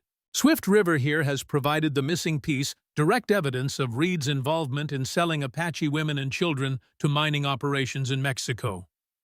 Swift River nodded. "The ledgers I saw in his office listed names, ages, prices. Women between 16 and 30 bringing the highest prices." Bell's face hardened. "Such operations have existed in the borderlands for generations, but Reed's enterprise is unusually systematic. He creates pretexts to arrest Apache women, then, instead of the official punishment, they simply disappear. And my discovery threatens to expose everything," Swift River concluded. "Precisely, which is why he's willing to go to such lengths to silence you, including fabricating charges of murder and inciting rebellion." Bell took another sip from his flask. "Cooper's notes mentioned you believe Swift River might be your long-lost daughter." When he glanced at Swift River, surprised that Cooper had included such a personal speculation in his official documentation. "There are similarities that raise questions." Bell studied them both thoughtfully. "I may be able to help with that as well. I've been investigating Reed's activities going back 20 years, including reports of raids on Apache villages that appeared to target specific individuals." "Such as my wife?" Wade asked sharply. "Possibly. Reed has a pattern of eliminating those who oppose his interests. Your wife was known for encouraging trade between her people and white settlers' trade that bypassed Reed's monopoly on local commerce." Bell reached into his coat and withdrew a folded document. "This might interest you." The paper was a faded telegraph from 15 years earlier, addressed to Reed from someone identified only as J. The brief message read, "Raid successful. WS eliminated. Child acquired as instructed. Proceeding to rendezvous." Wade felt the blood drain from his face. WS could be Willow Song. And child acquired suggests a specific target beyond random violence. Bell agreed. "It's not definitive, but Together with the other evidence Cooper collected, he trailed off, allowing Wade to draw his own conclusions. Swift River had gone very still, her eyes fixed on the telegram. "You believe Reed ordered the raid that killed my mother, killed Willow's song," she said softly, "and arranged for me to be taken." "It fits his pattern," Bell confirmed. "Though without more evidence, it remains speculation." Wade's mind raced, connecting fragments that had never before aligned. "The Bennetts," he said suddenly. "The missionaries who raised Swift River. How did they come to be in possession of an Apache child?" Bell nodded, following his reasoning. "According to my investigation, the Bennetts received substantial financial support from a charitable foundation established by Reed. They took in several orphaned Indian children over the years with the stated aim of Christianizing and civilizing them. A convenient cover for disposing of children who survived his raids," Wade concluded bitterly. "Separate them from their culture, raise them to reject their heritage. And in this case, keep the daughter of his enemy where he could monitor her." Swift River added, her voice steady despite the horrifying implications. "The Bennetts often received visits from Reed when I was growing up. He always took particular interest in my education and progress." The revelation sent a chill through Wade. "He's known who you are all along." "It seems likely," Bell agreed, "which makes your current situation even more precarious. Reed isn't just protecting his criminal enterprises, he's preserving a deception 15 years in the making." The full weight of their adversaries' resources and determination settled over the cave's occupants. Reed had wealth, political connections, and the facade of legal authority. Against that, they had Cooper's notes, Swift River's testimony, and Bell's accumulated evidence. "What's our next move?" Wade asked finally. Bell considered before answering. "We need to get you both to Santa Fe. I have contacts there, a federal judge named Parker, who's been looking for an opportunity to investigate territorial corruption, and a newspaper editor willing to publish the truth, regardless of threats." "Reed will have men watching the roads," Swift River pointed out. "Yes, but he doesn't know I'm involved yet," Bell replied. "I have a wagon arriving tomorrow with a shipment of supplies for the Navajo agency. You'll travel hidden among the cargo. It's not comfortable, but it's relatively safe." "And once we're in Santa Fe," Wade asked, "you'll give sworn testimony before Judge Parker. Combined with the evidence I've already gathered, it should be enough for him to issue federal warrants, even for someone as connected as Reed." Bell's expression was grim but determined. "It won't be easy. Reed will fight with every resource at his disposal. But it's our best chance for justice." They spent the remainder of the day planning the journey. Bell had brought fresh supplies, including ammunition for Wade's Winchester, and proper medicines to replace Sarah's homemade remedies. As they ate a simple meal of jerky and hardtack, Bell shared what he knew of recent developments. "Reed's convinced the territorial militia that an Apache uprising is imminent," he told them. "He's using the story of your escape Swift River as evidence of coordination between hostile elements both on and off the reservation." "Has there been violence?" she asked, concern evident in her voice. Bell nodded soberly. "A patrol clashed with hunters from the reservation yesterday. 2 Apache dead, 1 militiaman wounded. Reed's newspaper called it the first skirmish in a coming war." Wade cursed under his breath. "He's manufacturing a conflict to distract from his crimes." "And to justify harsher measures against the Apache," Swift River added. "If full-scale fighting erupts, no one will listen to accusations against Reed, especially from an Apache woman." "Exactly why we need to move quickly," Bell agreed. "The wagon will arrive at the North Ridge by dawn. We leave as soon as it's loaded." They took turns resting through the night, maintaining a watch at the cave entrance. Wade found sleep elusive, his mind churning with the implications of Bell's revelations. If Reed had orchestrated the raid that killed Willow Song and separated him from his daughter for 15 years, then this was no longer just about justice for Swift River or exposing corruption. It had become deeply, irrevocably personal. He watched Swift River as she slept, searching her features for traces of the child he had lost. In repose, with the hard determination softened by sleep, he could more easily see the resemblance to both himself and Willow Song. The shape of her brow, the curve of her cheek, small details that genetics had preserved despite the passage of time. Whether conclusive proof ever emerged or not, Wade had already accepted the truth in his heart. This woman was his daughter, restored to him by a twist of fate neither could have anticipated. The revelation filled him with both joy and rage. Joy at finding her alive, rage at the years stolen from them both. Dawn brought Bell's return from scouting the rendezvous point. "Wagons on schedule," he reported. "No sign of Reed's men, but we should move carefully. The fewer tracks we leave, the better." They packed quickly, erasing all evidence of their stay. Swift River paused by the spring, dipping her fingers into the clear water in a gesture that seemed half practical, half ritualistic.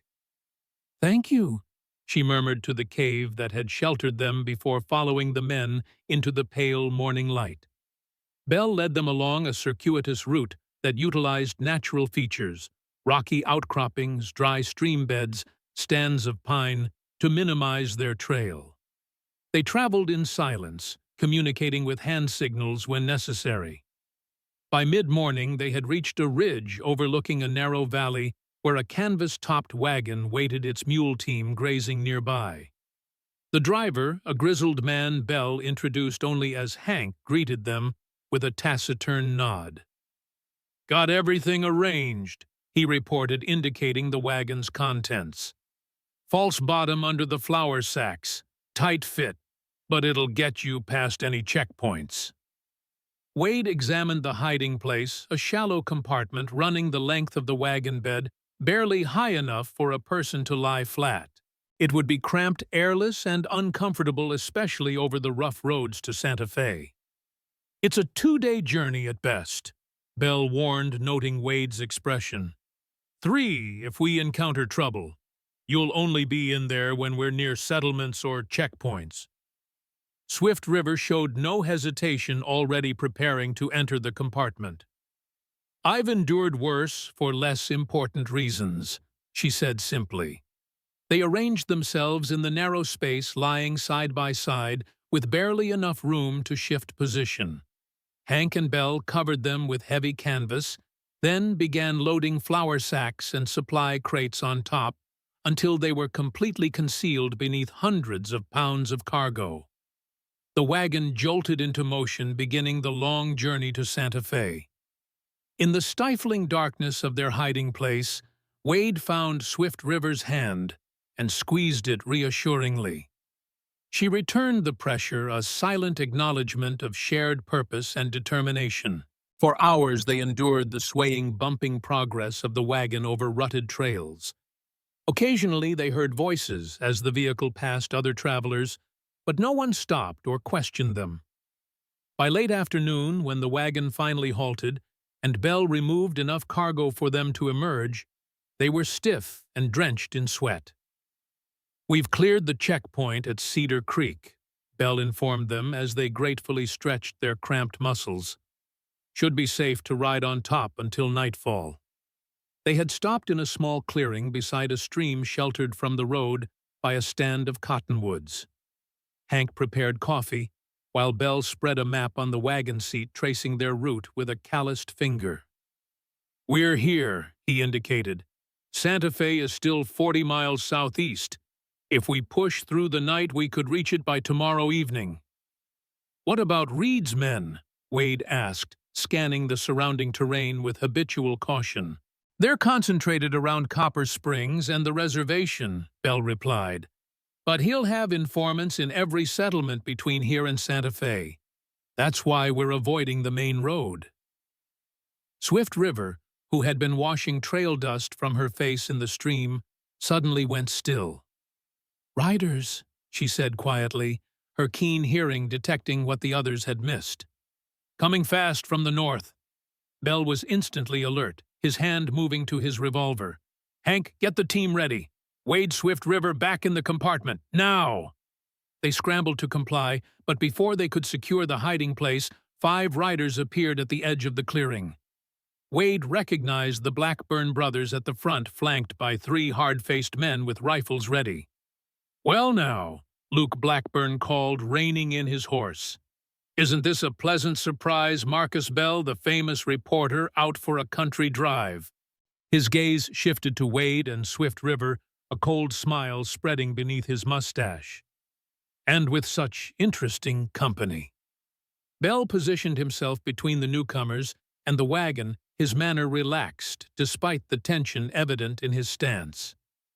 "Blackburn, still doing Reed's dirty work, I see." "It pays well," Luke replied with a shrug. "And today it pays very well indeed. Reed's offering 1,000 for these 2, dead or alive." He nodded toward Wade and Swift River. "Though I expect he'd prefer dead considering what they know." "You're outnumbered and outgunned," Bell stated calmly. "Ride away now and we'll forget this happened." Ezra Blackburn laughed, the sound devoid of humor. "Count again, Bell. 5 of us, 3 of you, and 1's an old man, and another's a woman." He raised his rifle slightly. "I like those odds just fine." What happened next unfolded with the precision of a well-rehearsed performance. Wade dropped to one knee, his Winchester coming up in a smooth arc, as Bell drew and fired in the same motion. Hank, belying his apparent age, produced a shotgun from beneath the wagon seat. The clearing erupted in gunfire. Wade's first shot caught one of the unnamed riders in the chest, knocking him from his saddle. Bell's bullet found Ezra Blackburn's shoulder, spinning him halfway around, but not dismounting him. The remaining men scattered for cover, returning fire from behind trees and boulders. Swift River pulled Wade behind the wagon as bullets splintered the wood around them. "There's a rifle in the supplies," she said, pointing to a crate that had been dislodged in the chaos. Wade retrieved the weapon, a Spencer repeating rifle, and tossed it to her. She handled it with unexpected familiarity, working the action and taking aim in one fluid motion. "The Bennetts believed in self-defense," she explained, noting his surprise as she fired at a gunman trying to flank their position. The battle settled into a deadly pattern of advance and retreat, with neither side able to gain a decisive advantage. Bell and Hank were pinned down near the stream, while Wade and Swift River used the wagon for cover. The Blackburns and their remaining man had good positions among the trees, making them difficult targets. "We're burning daylight," Luke Blackburn shouted after 20 minutes of stalemate. "And my brother needs attention. How about a deal, Bell?" "I'm listening," Bell called back, reloading his revolver. "Give us the Apache woman. You and Wade can ride free. Reed doesn't care about you, just her and what she knows." Bell glanced at Wade, who shook his head emphatically. "No deal, Blackburn," Bell responded. "All of us ride out, or none of us do." "Have it your way," Luke replied, his voice hardening. "But remember, I offered a choice." A tense silence fell over the clearing, broken only by the nervous whickering of the horses tied behind the wagon. Wade used the moment to assess their situation, ammunition running low, daylight fading, and no clear path to escape without abandoning the wagon. A sudden movement caught his eye. Swift River slipping away from the wagon's protection, moving with the silent grace of a hunting cat toward the trees where the Blackburns were positioned. "Swift River!" he hissed. But she was already beyond, hearing her form blending into the lengthening shadows. Before he could follow, gunfire erupted again from the Blackburns' position. Wade returned fire, trying to provide covering fire for Swift River while having no clear idea what she intended. Belle and Hank joined in, creating a crossfire that kept the attackers' heads down. Minutes passed with no sign of Swift River. Wade's concern mounted with each passing second. Then, just as the light was beginning to fail completely, a scream cut through the gunfire, a man's voice high and terrified. The shooting from the Blackburn's position ceased abruptly. In the sudden silence, they heard thrashing among the trees, followed by another cry that ended in a gurgling sound. "Luke Ezra," called the remaining gunman, his voice betraying fear. When no answer came, he fired wildly into the gathering darkness before breaking cover and running toward his horse. Wade's shot caught him in the leg, dropping him 10 feet short of his mount. The man crawled, desperately reached for the stirrup, then suddenly stiffened and collapsed face first into the dirt, the handle of a knife protruding from his back. Swift River emerged from the trees, her face set in lines of grim determination. Blood spattered her clothing, none of it apparently her own. "The Blackburns," Belle asked, approaching cautiously, "will not trouble us again," she replied, her voice flat. Wade looked at his daughter, for so he now fully accepted her to be, with a mixture of amazement and concern. This was a side of her he hadn't witnessed before, a deadly efficiency that spoke of skills no missionary education could have provided. "Where did you learn to move like that?" he asked, as they gathered the attackers' weapons and ammunition. Swift River wiped her knife clean on the dead man's shirt before resheathing it. "When I left the Bennetts, I spent 2 years with my mother's people before returning to the white world. The old ones taught me many things, including how to kill when necessary." The matter-of-fact statement hung in the air as they prepared to resume their journey. Hank righted the wagon while Belle dragged the bodies into the underbrush. They would be discovered eventually, but by then, with luck, they would be safely in Santa Fe. "We need to assume Reed knows we're heading for the territorial capital," Belle said, as they set out again, this time with Wade and Swift River riding the dead men's horses alongside the wagon. "He'll have men watching every approach." "Then we need a different destination," Wade suggested. "Somewhere Reed wouldn't expect." Belle considered this, then nodded slowly. "There's a rancho 20 miles east of here. Belongs to Eduardo Salazar, no friend of Reed's. His land extends to the foothills where a trail leads through the mountains to Santa Fe. It's longer, but much less traveled." "You trust this Salazar?" Wade asked. "With my life," Belle confirmed. "He's lost family to Reed's schemes as well." They traveled through the night, avoiding roads and settlements. The moon provided enough light to navigate by, though their progress was slow over the difficult terrain. Swift River rode silently, her face shadowed by the events at the clearing. Whatever inner conflict she might be experiencing, she kept it private. Dawn found them approaching a sprawling adobe compound nestled against the eastern foothills. Smoke rose from several chimneys, and corrals full of horses spoke of prosperity unusual for the region. Belle led them to a side gate rather than the main entrance, where a young Mexican man recognized him immediately and admitted them without question. They were conducted to an interior courtyard, their horses and wagon taken care of by silent, efficient hands. Eduardo Salazar proved to be a dignified man in his 60s, with silver hair and the weathered face of someone who had spent a lifetime under the southwestern sun. He greeted Belle with a warm embrace before turning his attention to the others. "My home is yours," he said in lightly accented English after Belle had made introductions and briefly explained their situation.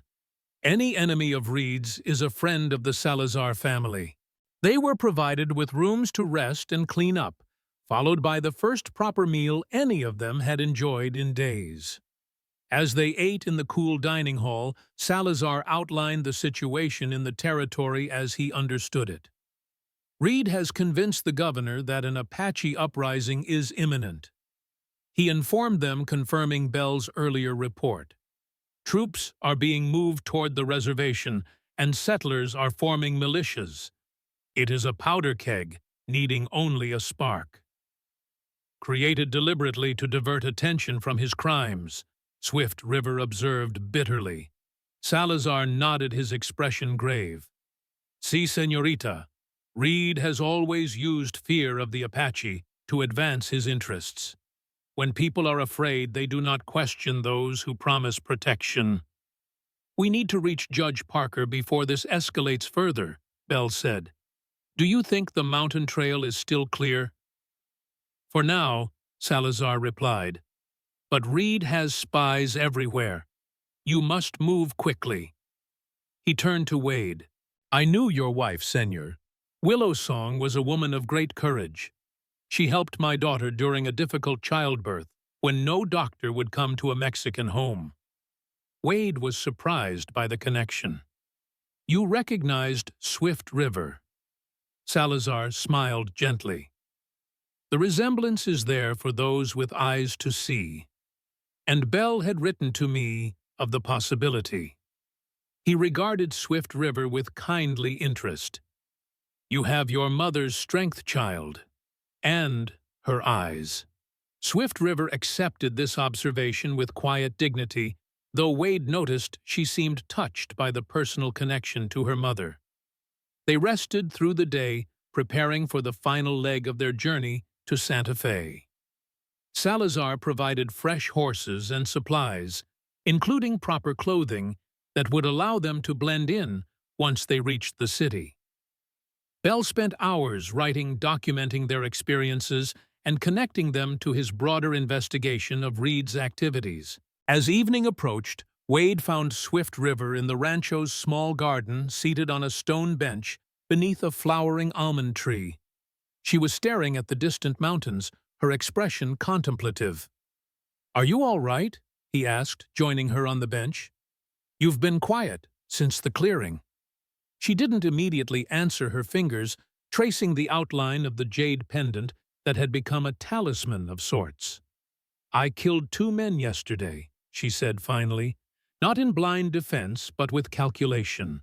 I tracked them, waited for the right moment, and took their lives." She looked at him directly. "What does that make me?" Wade considered his response carefully. "A survivor," he said. "Someone who does what's necessary when faced with those who would do worse, without hesitation." "The Bennetts taught me that all life is sacred," she continued. "That God alone should decide when a person's time has ended." "And what did your time with your mother's people teach you?" A small smile touched her lips. "That life and death are part of the same circle. That taking a life carries a weight the hunter must bear with respect." Her expression sobered. "But I wonder if Lily Wade and Swift River would make the same choices. If one is more truly who I am than the other." It was the first time she had explicitly acknowledged the possibility of her dual identity, the child of Willow Song and Jackson Wade, and the Apache woman raised by missionaries. The question revealed the depth of her internal struggle. "Perhaps both are equally real," Wade suggested gently. "Just as I am both the army surgeon I once was and the mountain hermit I became after losing your mother." He paused, weighing his next words. "If you are my Lily, and in my heart I believe you are, then know this: your mother and I never wanted you to be only one thing or another. We hoped you would draw strength from both your heritages." Swift River nodded slowly, absorbing this. "And what of afterward? If we succeed against Reed, what then?" "That will be your choice," Wade replied honestly. "I've lived too long with ghosts to presume to direct your path now." She seemed satisfied with this answer, rising from the bench as the last light faded from the sky. "We should rest. Tomorrow will test us all." They departed the rancho before dawn, guided by one of Salazar's vaqueros, who knew the mountain trail intimately.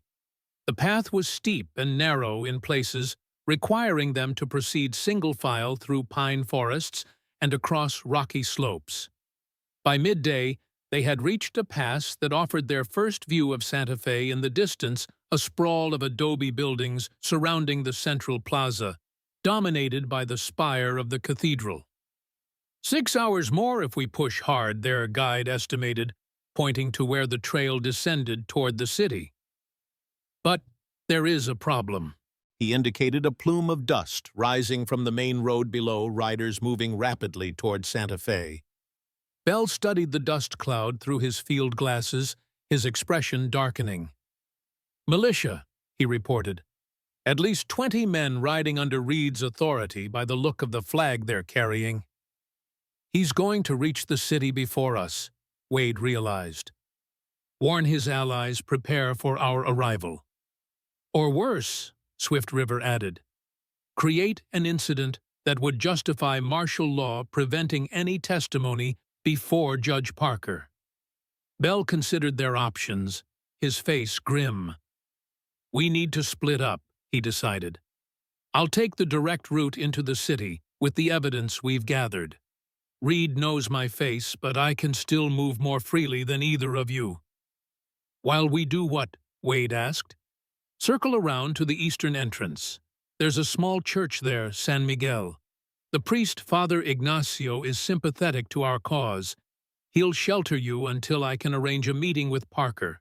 It wasn't ideal, but under the circumstances it seemed the most prudent course. They divided the documentation, with Bell taking Cooper's notes and his own extensive records, while Wade secured the telegram and Swift River's written testimony in his saddlebags. Their guide led them to where the trail forked one branch, continuing toward the city's main entrance, the other winding eastward toward the poorer districts where adobe gave way to more modest dwellings of stone and timber. "God go with you," Bell said, as they prepared to part ways. "If all goes well, we'll meet at the church by nightfall. If I haven't arrived by dawn, assume I've been detained and proceed to the federal building. Ask for Judge Parker directly, accept no substitutes." With that, he spurred his horse down the western fork, moving at a pace that would bring him to the city well ahead of the approaching militia. Wade and Swift River, guided by the vaquero, took the less direct route, traveling through ravines and dry creek beds to avoid being spotted from the main road. The sun was low on the horizon when they reached the eastern outskirts of Santa Fe. Their guide left them at the edge of a modest neighborhood, pointing out the small stone church with its weathered wooden cross. "Father Ignacio expects you," he said before turning back toward the mountains. "Vaya con Dios." They approached the church, cautiously alert for any sign of surveillance. The building was quiet, its heavy wooden doors standing slightly ajar in welcome. Inside, candles flickered in iron holders, casting warm light on whitewashed walls and simple wooden pews. A priest emerged from a side door as they entered, a tall, thin man with kind eyes and a gentle manner. "You must be Wade and Swift River," he greeted them. "Marcus sent word you might come." Father Ignacio led them to a small room behind the altar, furnished simply with a table, chairs, and a narrow bed. "It isn't much," he apologized, "but it's secure. Few of Reed's men venture into this part of the city, and those who do seldom enter a church." He provided them with food and water before excusing himself to conduct evening services, promising to return afterward with news of Bell's arrival in the city. Left alone, Wade and Swift River ate in companionable silence the weight of their journey and what lay ahead settling over them. The small room was peaceful, the sounds of hymns filtering through from the main sanctuary, providing a counterpoint to the tension they had lived with for days. "It feels strange," Swift River observed, "to be so close to the end of this journey yet still uncertain of the outcome." Wade nodded, understanding exactly what she meant. They had survived Reed's initial attempt to eliminate Swift River, discovered the possibility of their connection to each other, and gathered evidence that might bring down a powerful corrupt official. Yet success remained balanced on a knife's edge, dependent on factors beyond their control. "Whatever happens," he said quietly, "I'm grateful for the chance to know you. Whether you're my Lily or not, you're a woman any father would be proud of." The simple statement seemed to touch something deep within Swift River. For the first time since he had known her, tears gathered in her eyes, though she blinked them back quickly. "Thank you," she whispered. The moment was interrupted by the return of Father Ignacio, his expression troubled. "There is news, and it is not good," he said without preamble. "Reed has declared a state of emergency in the city. He claims Apache warriors have been spotted approaching from the north." "That's impossible," Swift River protested.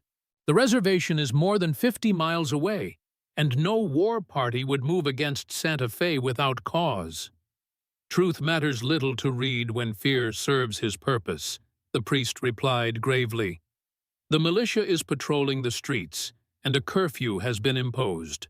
Worse, Judge Parker has been detained in his home officially for his protection, but effectively under house arrest." Wade exchanged a concerned glance with Swift River.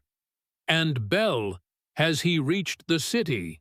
Father Ignacio shook his head. "There is no word, but Reed has announced that anyone harboring fugitives will be considered an enemy of the territory." He straightened his shoulders, a steely determination replacing his earlier gentleness. "Nevertheless, you are safe here. The church has sheltered the persecuted before." As night deepened, the streets outside fell silent under the curfew. Father Ignacio retired to his quarters, leaving Wade and Swift River to share the small room behind the altar. They took turns resting, one always keeping watch at the small window that overlooked the church's side yard. During his watch, Wade found himself reflecting on the strange path that had led him to this moment. 15 years of self-imposed isolation had ended the day he witnessed Swift River's condemnation. In the short time since his world had expanded beyond recognition, filled again with purpose, connection, and the possibility of justice for wrongs long buried. Whatever tomorrow might bring, he would face it knowing he had emerged from the shadow of his grief. Whether they succeeded against Reed or not, whether Swift River was truly his daughter or simply a brave woman fighting the same enemy, Wade had rediscovered the will to engage with life rather than merely surviving it. As dawn approached with no sign of Bell, the decision they had dreaded became inevitable. They would have to proceed to the federal building without him, relying on the evidence they carried and their own testimony to convince whoever might listen. Father Ignacio provided them with fresh clothing.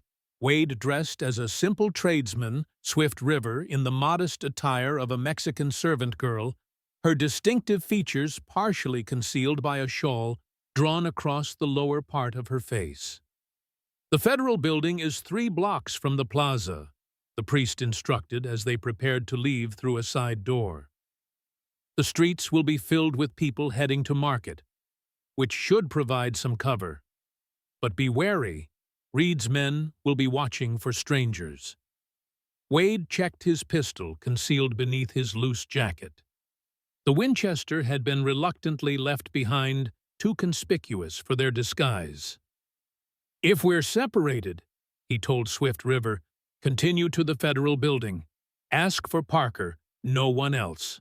She nodded, tucking the precious documents securely inside her clothing. "And if we're discovered, then we fight," Wade replied simply. "But let's hope it doesn't come to that."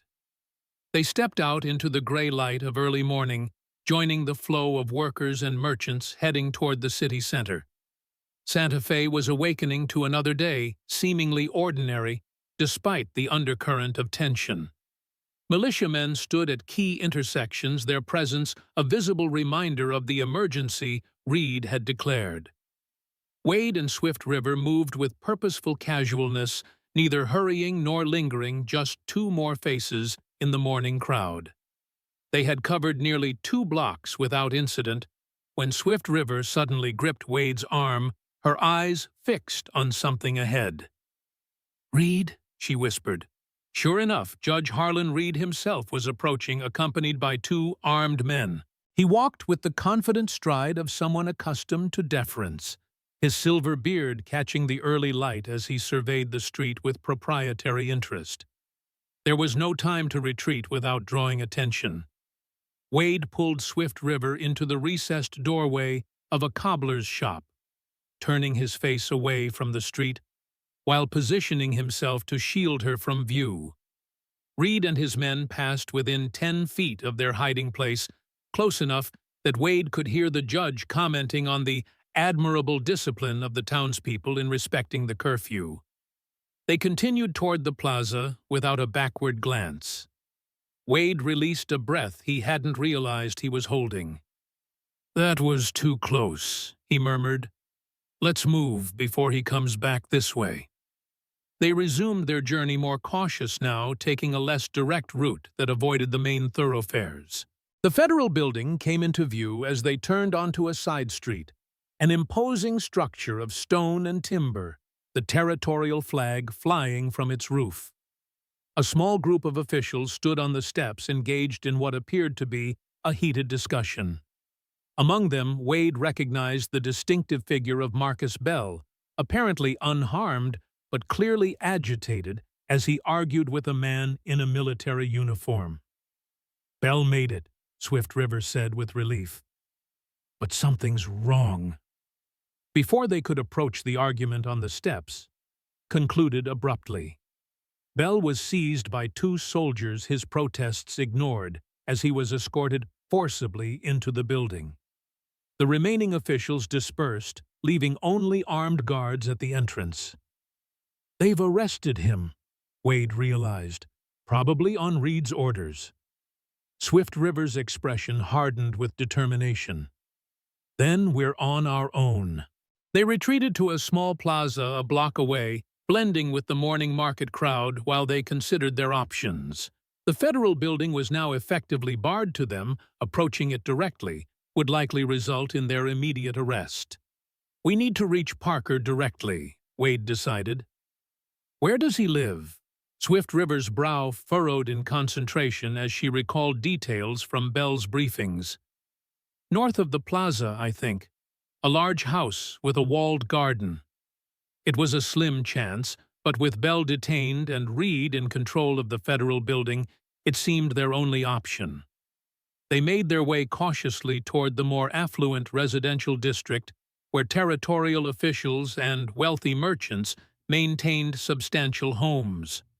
The judge's residence proved easy to identify, a handsome adobe structure behind an iron gate currently guarded by 2 militiamen who looked bored but alert. Approaching directly was out of the question, but Wade noticed that the property backed onto an alley that appeared less well monitored. They circled around, finding a service entrance in the rear wall where deliveries were likely made. The gate was locked but not guarded, and the wall itself, while high, offered handholds in its weathered adobe surface. "Wait here," Swift River said, already preparing to climb. "I can move more quietly alone." Wade wanted to protest but recognized the logic of her plan. Swift River's Apache training had proven its value more than once during their journey. He squeezed her hand briefly. "Be careful." She scaled the wall with the fluid grace of a natural climber, disappearing over the top, without a sound. Wade positioned himself in the shadows of the alley, alert for any sign of trouble from either direction. Minutes stretched into what felt like hours. The morning sun climbed higher, increasing the risk of discovery as the alley lost its protective shadows. Wade was beginning to fear the worst when the service gate suddenly opened from within, revealing Swift River with a finger pressed to her lips in a signal for silence. He slipped through, quickly finding himself in a well-maintained garden where fruit trees provided welcome cover. Swift River led him to a side door where an elderly man in a servant's attire waited his weathered face, betraying both concern and curiosity. "This is Miguel," Swift River whispered. "He's taking us to Judge Parker." Miguel guided them through the house's kitchen and along a corridor to a book-lined study where a distinguished-looking man sat behind a massive oak desk. William Parker was younger than Wade had expected, perhaps 50, with keen eyes and the bearing of someone accustomed to authority. "So you're the fugitives Reed is so desperate to silence," Parker observed, gesturing for them to sit. "Miguel says you have evidence of serious corruption." Wade nodded, noting the judge's direct manner with approval. "Evidence and testimony that connects Reed to multiple crimes, including murder and human trafficking." Swift River removed the documents from their hiding place, spreading them on the desk for Parker's inspection. "These are copies of records I saw in Reed's office detailing the sale of Apache women to mining operations in Mexico." Parker examined the papers with methodical thoroughness, his expression growing grimmer with each page he turned. "This corroborates information I've received from other sources," he said finally, "including testimony from Marcus Bell before his unfortunate arrest this morning." "You've spoken with Bell?" Wade asked eagerly. "Briefly before Reed's men intervened. He managed to deliver his documentation and a deposition regarding your situation." Parker leaned back in his chair, his fingers steepled in thought. "What Reed doesn't know is that I've been building a case against him for months in cooperation with federal authorities in Washington." Hope surged through Wade. "Then you'll issue warrants for his arrest." "I already have," Parker replied, lifting a sealed document from his desk. "The challenge is executing them. Reed controls the local militia and has convinced the territorial governor that we face an Apache uprising. Under those circumstances, attempting to arrest him could spark widespread violence. So he escapes justice because he's created a crisis," Swift River said bitterly. "Not necessarily," Parker countered. "There's a federal marshal arriving this afternoon with a detachment of troops answerable directly to Washington, not the territorial government. Once they're here, we can move against Reed with minimal risk to the public." It was the first truly promising news they had received since beginning their journey. Parker had the authority, the evidence, and soon the force necessary to end Reed's reign of corruption. "Until then," the judge continued, "you'll remain here as my guests. Reed has men searching every public building and many private homes, but he wouldn't dare violate the residence of a federal judge without explicit cause." Miguel showed them to a comfortable guest room where they could rest and refresh themselves after their ordeal. Food was provided along with clean clothing and the luxury of hot water for washing. For the first time in days, they could relax their vigilance, at least temporarily. As afternoon approached, Parker summoned them back to his study. His expression was grave as he gestured for them to be seated. "There's been a development," he informed them without preamble. "Reed has scheduled a public execution for sunset." "Execution?" Wade repeated, dread settling in his stomach. "Who?" Marcus Bell, Parker replied grimly. "Charged with espionage and sedition under emergency powers Reed granted himself when he declared the state of emergency." Swift River's face paled. "He can't do that. Even under territorial law, Bell is entitled to a trial. Reed is claiming that the Apache threat constitutes a military emergency, allowing for summary judgment." Parker's disgust was evident. "He's using Bell as an example to silence any who might speak against him, and as a trap for you both." "He expects us to try to save Bell," Wade realized. "Precisely. The execution is set for the main plaza at sunset, a public spectacle designed to demonstrate Reed's power and draw you into the open." Parker's expression softened slightly. I understand your loyalty to Bell, but attempting to intervene would play directly into Reed's hands. The federal marshal will arrive within hours. Once he does, we can stop this legally."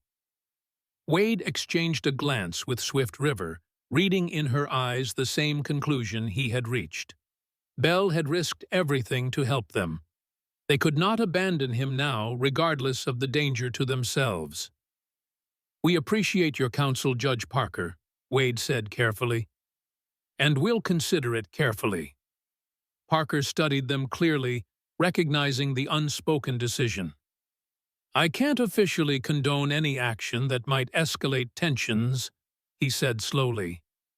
"But, as a private citizen, I would understand the moral imperative to prevent an injustice." He opened a drawer and withdrew a folded document. "This is a copy of the federal warrant for Reed's arrest.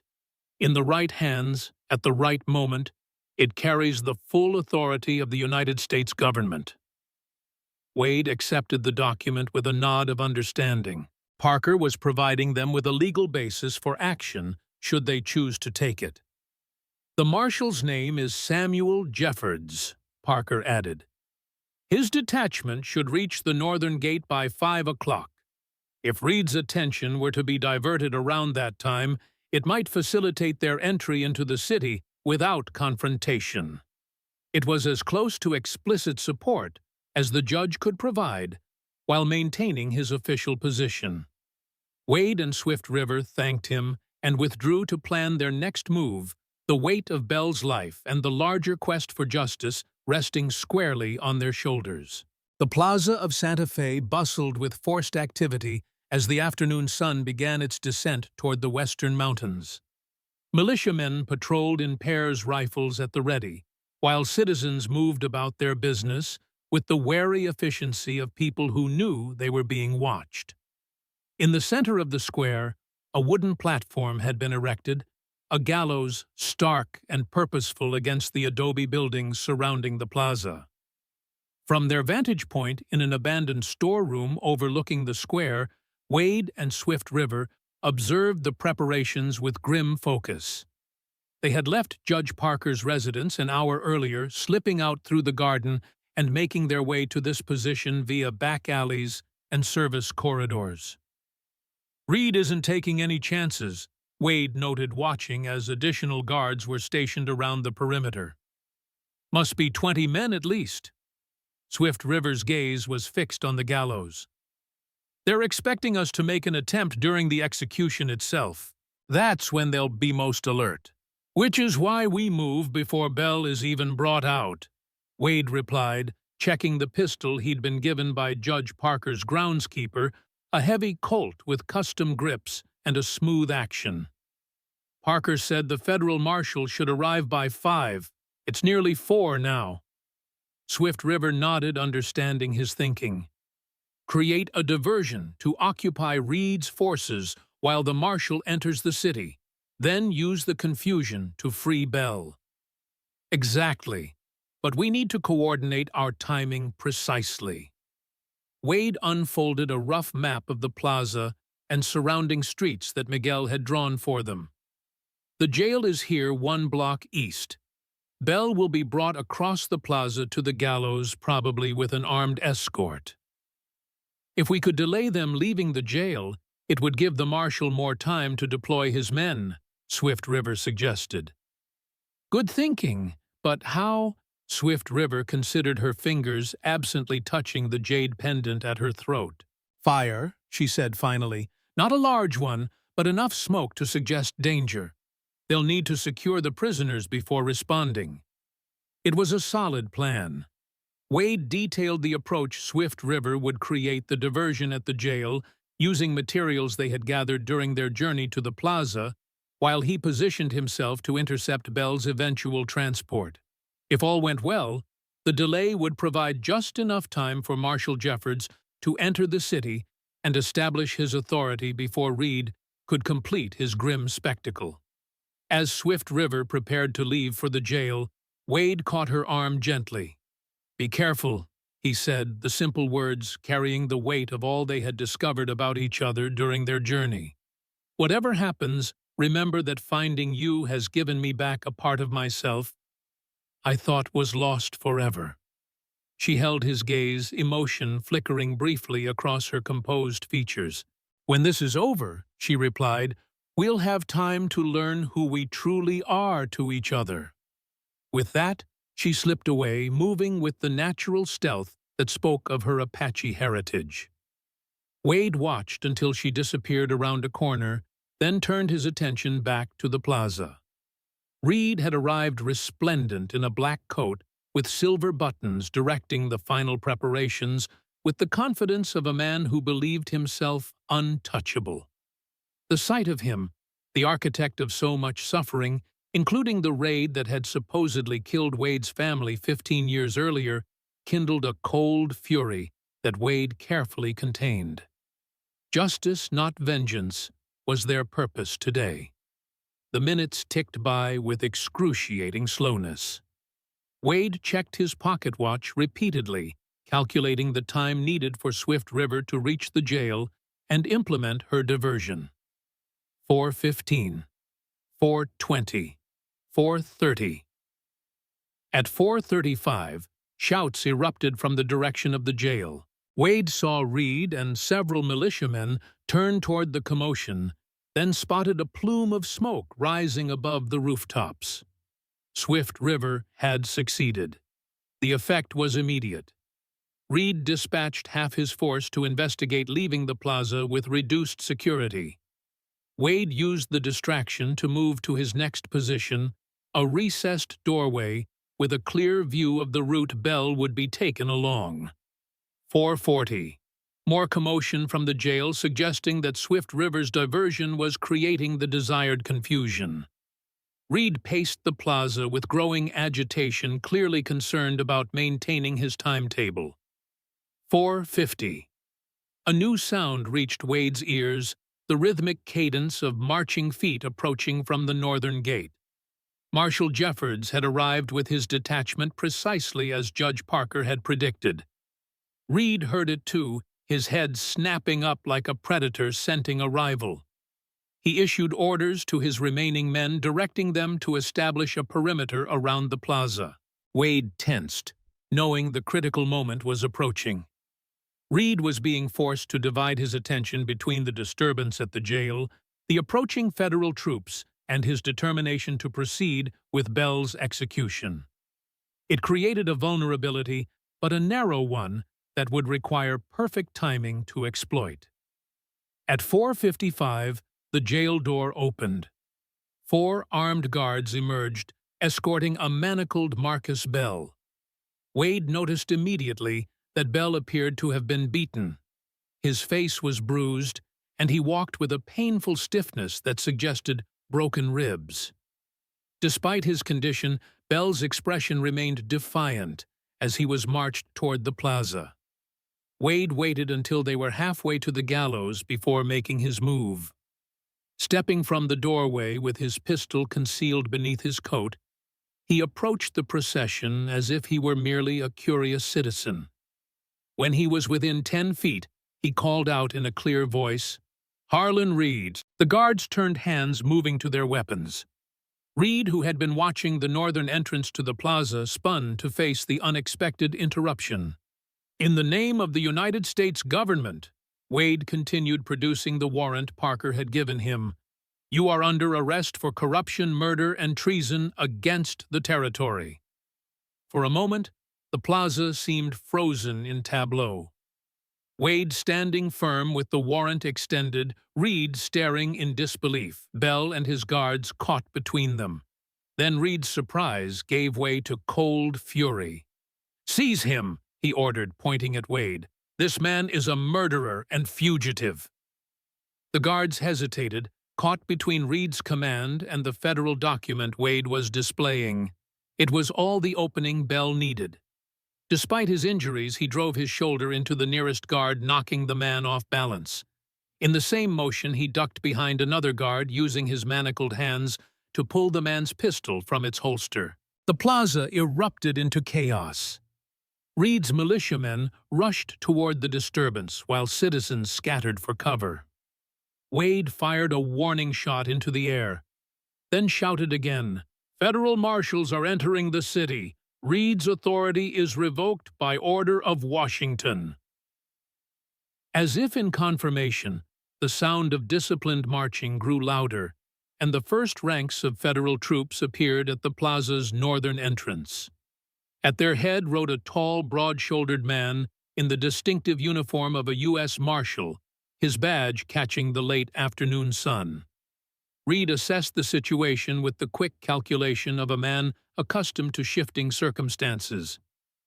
"This changes nothing," he declared, drawing his own pistol. "These two are dangerous fugitives who have murdered territorial officials. The law demands their immediate execution." Marshal Jeffords reined in his horse, surveying the scene before him. "I have federal warrants for the arrest of Harlan Reed," he announced in a carrying voice. "All local authority is suspended pending an investigation into corruption charges." Reed's face contorted with rage. "This is territorial business. You have no jurisdiction here." "I have the authority of the President of the United States," Jeffords replied evenly, "which supersedes any authority you claim." He turned to his men. "Secure the perimeter. No one leaves the plaza until this situation is resolved." The federal troops moved with practiced efficiency, establishing positions around the square while keeping their weapons at the ready, but not directly threatening Reed's militia. It created a standoff, Reed and his loyalists in the center near the gallows, the federal forces controlling the exits, and Wade Bell and the confused guards caught in between. Wade seized the moment to move closer to Bell, who had backed against a wall, still holding the pistol he'd taken. "Are you all right?" he asked quietly. Bell managed a pained smile. "Been better. Where's Swift River?" "Creating a diversion at the jail. She should be joining us shortly." Wade glanced toward Reed, who was engaged in a heated argument with Marshal Jeffords. "Parker came through. The federal warrants are real. Reed won't surrender easily," Bell warned. "He knows what awaits him if he's arrested."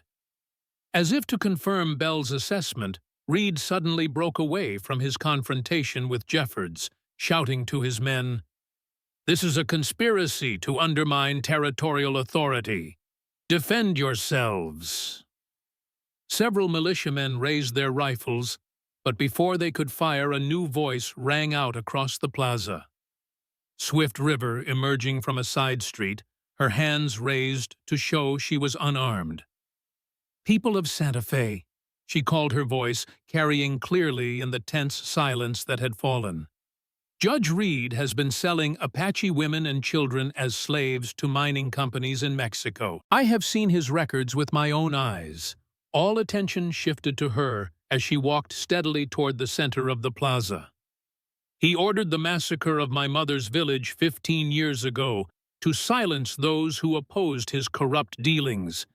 He has used fear of my people to hide his crimes against both Apache and settler alike." Reed's face drained of color, then flushed with rage. "Shoot her," he ordered, raising his own pistol. "She's trying to incite rebellion." Whether any of his men would have obeyed became moot as Marshal Jeffords spurred his horse forward, placing himself between Swift River and Reed's forces. "The next man who raises a weapon will be shot," he stated flatly. "This woman is under federal protection as a witness to crimes against the United States." Reed, seeing his control slipping away, made a desperate decision. He lunged toward Swift River, his pistol aimed directly at her heart. "You should have died in the desert," he snarled. Wade reacted instantly, throwing himself forward. His shot caught Reed in the shoulder, spinning the judge half around but not stopping his advance. Reed returned fire, the bullet grazing Wade's arm in a line of fire. Before either could shoot again, Swift River moved with the lightning quickness that had served her in the clearing against the Blackburns. She ducked under Reed's extended arm, redirected his pistol upward, and drove her knee into his midsection.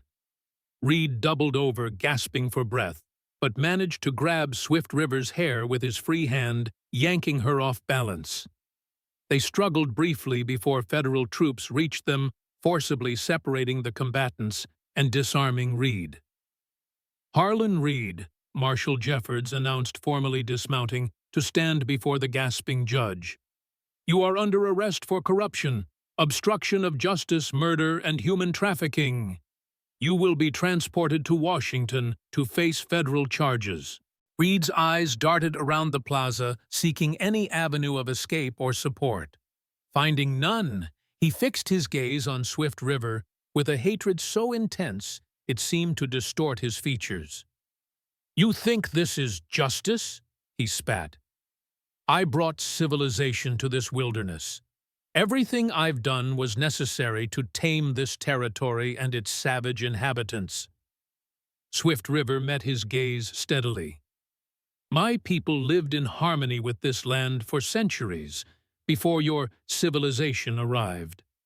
The only savagery here is what you brought with you." Reed lunged against his captor's grip, still struggling despite his wound. "Your mother thought the same," he hissed. "Willow Song with her high ideals about peace between our peoples. She never understood that coexistence is impossible. One must dominate or be dominated." Wade stepped forward, his expression hardened by cold clarity.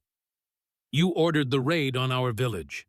You had my wife killed because she opposed your monopoly on trade." "Unnecessary sacrifice," Reed sneered. "She was turning the Apache against proper commerce, encouraging them to deal directly with settlers, bypassing the systems I had established." His gaze shifted to Swift River. "I didn't know you had survived until years later, when reports reached me of a half-breed child taken in by the Bennetts. By then, it was simpler to monitor you than eliminate you." The casual admission of such calculated cruelty stunned even the hardened federal marshals holding Reed. Judge Parker, who had arrived with additional authorities, stepped forward. "Add conspiracy to commit murder to the charges," he instructed Marshal Jeffords, "and ensure that every word of this confession is documented for the federal court." Reed seemed beyond caring what additional crimes were added to his indictment. His empire was crumbling around him, his carefully constructed facade of respectability shattered beyond repair. As the marshals led him away, he called back over his shoulder, "This territory will descend into chaos without me. The Apache will rise up and you'll wish I was still in power when they're burning your homes and killing your children." "That's enough," Jeffords said firmly, nodding to his men to remove Reed from the plaza. To Wade and Swift River, he added, "Judge Parker has explained your situation. You're both under federal protection now. Reed's militia has been disbanded and his emergency declarations nullified." The tension that had gripped the plaza began to dissipate as citizens realized the confrontation had ended without the bloodshed many had feared. Bell, still nursing his injuries, but standing straighter now that his manacles had been removed, approached Wade and Swift River. "Not exactly how I planned it," he admitted with a rueful smile, "but effective nonetheless. Reed's confession in front of witnesses will make the prosecutor's job considerably easier." "What happens now?" Swift River asked, looking around at the federal troops securing the plaza and removing the hastily constructed gallows. "Now," Judge Parker replied, joining their conversation, "we begin the process of untangling Reed's web of corruption. It will take time, his influence extended throughout the territorial government and beyond. But with your testimonies and the evidence we've gathered, justice will be served." Bell nodded agreement. "The territorial governor will likely be replaced. Several officials implicated in Reed's schemes have already fled. There's an opportunity here to establish a more just administration, one that respects both settler and Apache rights.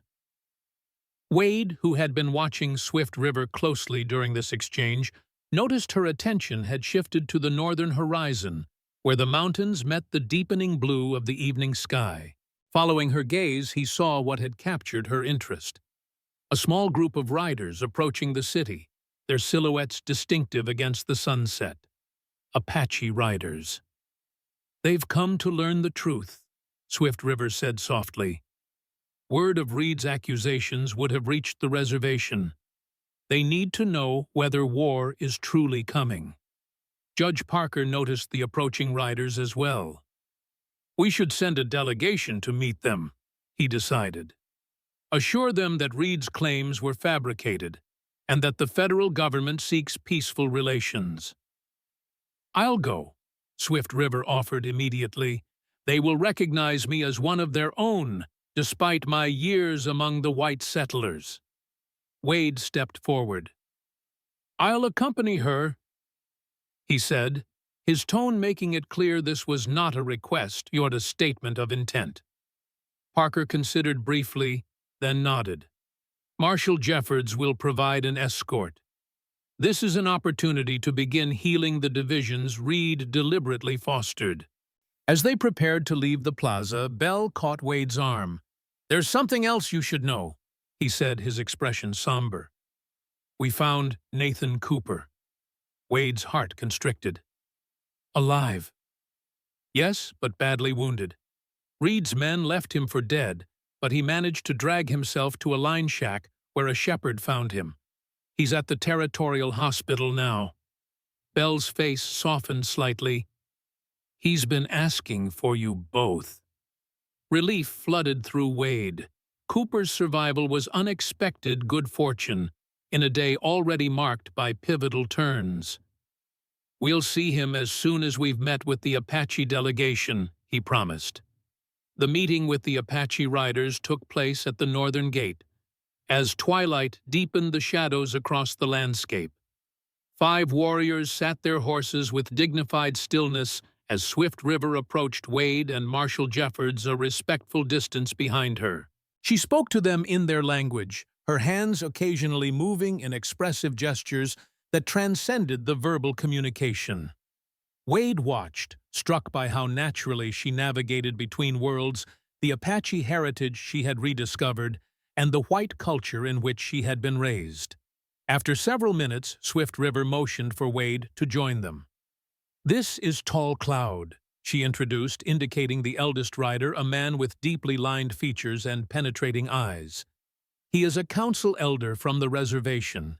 He knew my mother." Wade acknowledged the introduction with a respectful nod. "I am honored to meet you." Tall Cloud studied Wade with the careful assessment of someone accustomed to judging character. "Swift River tells me you are the husband of Willow Song," he said in accented but clear English. "That you have helped expose the true enemy of our people." "Reed has hurt both our peoples," Wade replied honestly. "His lies and greed caused suffering that never needed to happen." The elder considered this, then inclined his head slightly. "There is wisdom in your words. Too often we have blamed all white men for the actions of the few who seek only power and wealth." He turned to Swift River. "Your mother worked for peace between our worlds. It seems her daughter walks the same path." Swift River accepted this observation with quiet dignity. "I have lived in both worlds, Elder. I see value in each and possibility in their harmony." Tall Cloud nodded, then addressed Marshal Jeffords. "We will return to our people with news that Reed's threats were false. But we will watch carefully to see if his replacement brings true change or merely new words hiding old intentions." "That's fair," Jeffords acknowledged. "For my part, I can promise that the federal government is committed to honoring its treaties and addressing legitimate grievances." With the immediate threat of conflict diffused, the Apache delegation prepared to depart. Before leaving, Tall Cloud spoke again to Swift River in their shared language too softly for Wade to hear.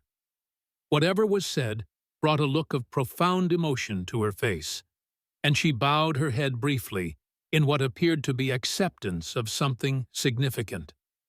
As the riders disappeared into the gathering darkness, Swift River turned to Wade, her eyes bright with unshed tears. "Tall Cloud knew my mother well," she explained. "He says I have her spirit and her courage, but my father's eyes and determination." She took a deep breath. "He remembers you from when you lived among them.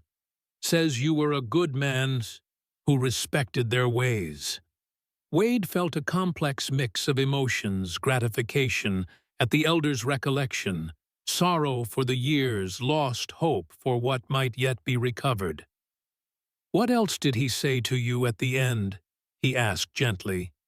"He invited me to return to the reservation, to learn the old ways more fully, to become a bridge between our peoples." She studied Wade's reaction carefully.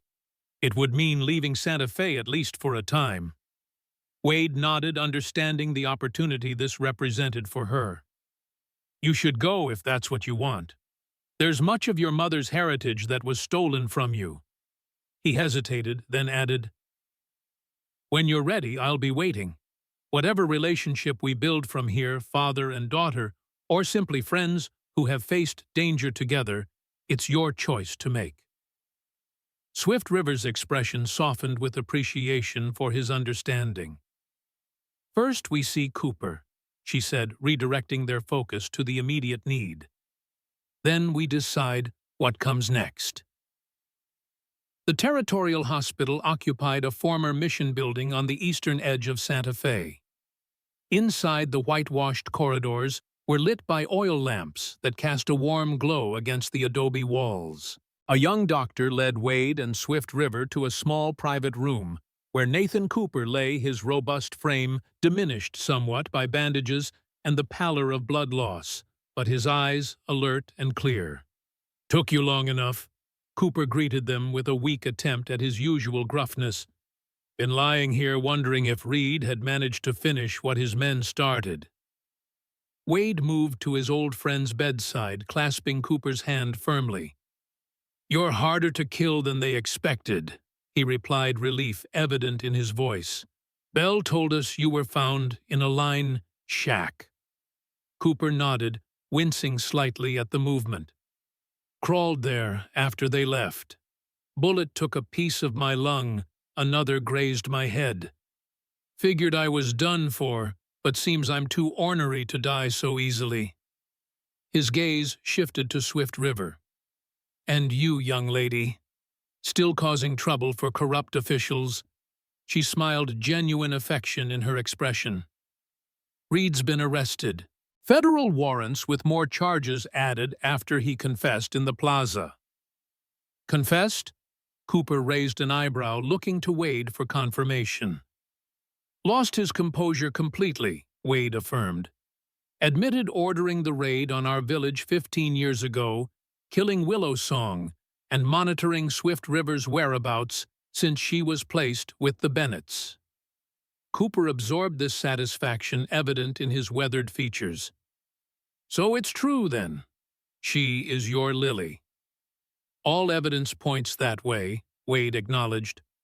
"The necklace, the birthmarks, the scar, and now Reed's own admission that she survived the raid." Swift River approached the bed, taking Cooper's other hand. "Your investigation helped uncover the truth, not just about Reed's crimes against the Apache, but about my own past." Cooper squeezed her hand weakly. "Justice comes in its own time, but it does come. I've believed that my whole life." He looked between them, sensing the unspoken complications. "So what happens next for you two?"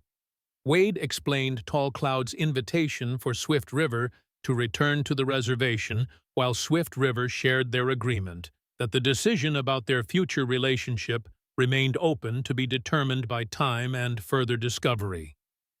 Cooper listened thoughtfully, then nodded as if confirming something to himself. "Seems right," he said finally. "You both need time to come to terms with what's been revealed. Too much has happened too quickly to make lasting decisions now." A nurse appeared in the doorway, gesturing that the visit should conclude to allow the patient rest. Wade promised to return the following day, and they took their leave of Cooper, both heartened by his recovery and the wisdom of his counsel. Outside the hospital, they found Marshal Jeffords waiting with his carriage. "Judge Parker has arranged accommodations for you at the governor's mansion," he informed them. "It's the most secure location in the city, and given Reed's connections, security remains a priority until we've rounded up all his associates." The governor's mansion proved to be a spacious adobe structure surrounding a central courtyard, its interior furnished with a mixture of Spanish colonial and American frontier styles. Separate rooms had been prepared for Wade and Swift River, with federal guards stationed discreetly throughout the property. After the tension and danger of recent days, the luxury of privacy, soft beds, and hot water for bathing seemed almost surreal. Wade spent nearly an hour soaking in a copper tub, allowing the warm water to ease the aches of his various injuries. Afterward, dressed in clean clothes provided by the household staff, he found himself restless despite his physical exhaustion. He wandered into the mansion's library, a well-appointed room lined with leather-bound volumes and illuminated by the soft glow of kerosene lamps. To his surprise, Swift River was already there, similarly bathed and changed, seated in a window alcove with a book open on her lap. "I couldn't sleep," she explained as he entered. "Too many thoughts circling." Wade nodded understanding. "Same here. The danger is past, but the mind takes time to accept that fact." He settled into a chair across from her, noting that she had chosen a volume of poetry Emily Dickinson, if he recognized the binding correctly. Another glimpse of the education she had received from the Bennets, so different from the traditional upbringing she would have had in her mother's village. "I've been thinking about what happens after Reed's trial," Swift River said, closing the book. "About who I am now, knowing what we've learned." "And," Wade prompted gently when she paused. "I'm not simply Lily Wade, the daughter you lost," she said carefully. "Nor am I only Swift River, the Apache woman raised by missionaries. I'm something between worlds, belonging to both, yet fully to neither." Wade considered her words, recognizing the profound identity crisis she was navigating. "When I was a surgeon during the war," he said after a moment, "I treated men who had lost limbs. They would speak of phantom sensations, feeling pain or movement in an arm or leg that was no longer there." Swift River nodded, encouraging him to continue. "For 15 years, I've lived with a phantom family, the presence of absence, if that makes sense. Willow Song and Lily gone, but never truly gone from my thoughts, my dreams, my sense of self." He leaned forward, his expression earnest. "Finding you doesn't erase those 15 years for either of us. You built a life, an identity, a purpose separate from any connection to me. That's valuable and real." "Yet the connection exists," she observed quietly. "Blood and memory and shared loss." "Yes," Wade agreed. "And it's up to us to decide what we build on that foundation. Not what we recover that's impossible, but what we create anew." Swift River seemed to find comfort in this perspective. "I want to learn about my mother's people," she said with growing certainty, "to understand the heritage that was taken from me. But I also want to know you, the father I've found, after so many years of believing myself alone in the world." "Then that's where we start," Wade replied simply. "No expectations, no obligations, just two people discovering who they are to each other now, not who they might have been in a different life." A companionable silence fell between them, the weight of decisions deferred in favor of allowing their relationship to develop naturally. Outside the window, the stars shone with the particular brilliance unique to the desert sky, a canopy of light stretching from horizon to horizon. The next 2 weeks passed in a blur of official statements, depositions, and preparations for Reed's transfer to Washington for trial. Wade and Swift River became central figures in the federal investigation, their testimonies forming the cornerstone of the case against not only Reed, but several territorial officials who had enabled or profited from his corrupt schemes. Cooper recovered enough to provide his own deposition, his decades of meticulous record-keeping proving invaluable to the prosecutors. Bell, released from custody and cleared of all charges, resumed his journalistic work, publishing a detailed exposé of Reed's operations that sent shockwaves through territorial politics. Throughout this period, Wade and Swift River began the delicate process of building a relationship that acknowledged their biological connection while respecting the separate lives they had lived. They shared stories, Wade telling Swift River about her mother, about the village where they had lived, about the young child Lily had been. Swift River describing her life with the Bennetts, her education, her gradual awakening to her Apache heritage, and her determination to seek justice for her people. DNA testing, still a relatively new science, but available through federal resources, confirmed what they already knew in their hearts. Swift River was indeed Lily Wade, daughter of Jackson and Willow Song. Wade, survivor of a massacre orchestrated by Harlan Reed. The scientific confirmation brought a sense of closure, but it was their growing personal connection that held the greater significance for both of them. In Swift River, Wade found echoes of both Willow Song's spiritual strength and his own stubborn determination. In Wade, Swift River discovered a link to her past that filled gaps in her understanding of herself. 3 weeks after the confrontation in the plaza, as Reed's case proceeded through the federal justice system, Swift River made her decision. She found Wade on the mansion's roof terrace, where he had taken to watching the sunset each evening. "I'm going to accept Tall Cloud's invitation," she told him, joining him at the adobe parapet. "I need to spend time on the reservation to learn the traditions and wisdom that should have been my birthright." Wade nodded, having anticipated this choice. "When will you leave?" "In 2 days. A delegation is returning after meetings with the new territorial governor." She turned to face him directly. "I'd like you to come with me, at least for the initial journey, to be properly introduced to my mother's people, not as a stranger, but as family." The invitation touched Wade deeply. "I'd be honored," he said sincerely. And after that, Swift River smiled, a genuine expression that reached her eyes. "After that, we continue finding our way. I'll spend time on the reservation learning what I need to learn. You'll establish your clinic in the border region, as we discussed, providing medical care to both settlers and Apache." She paused, her expression softening. "And we'll visit each other, share meals, stories, time, build something new from what was nearly lost forever." It wasn't the reunion fantasy that Wade might once have imagined, father and daughter simply resuming a relationship as if 15 years of separation had never occurred.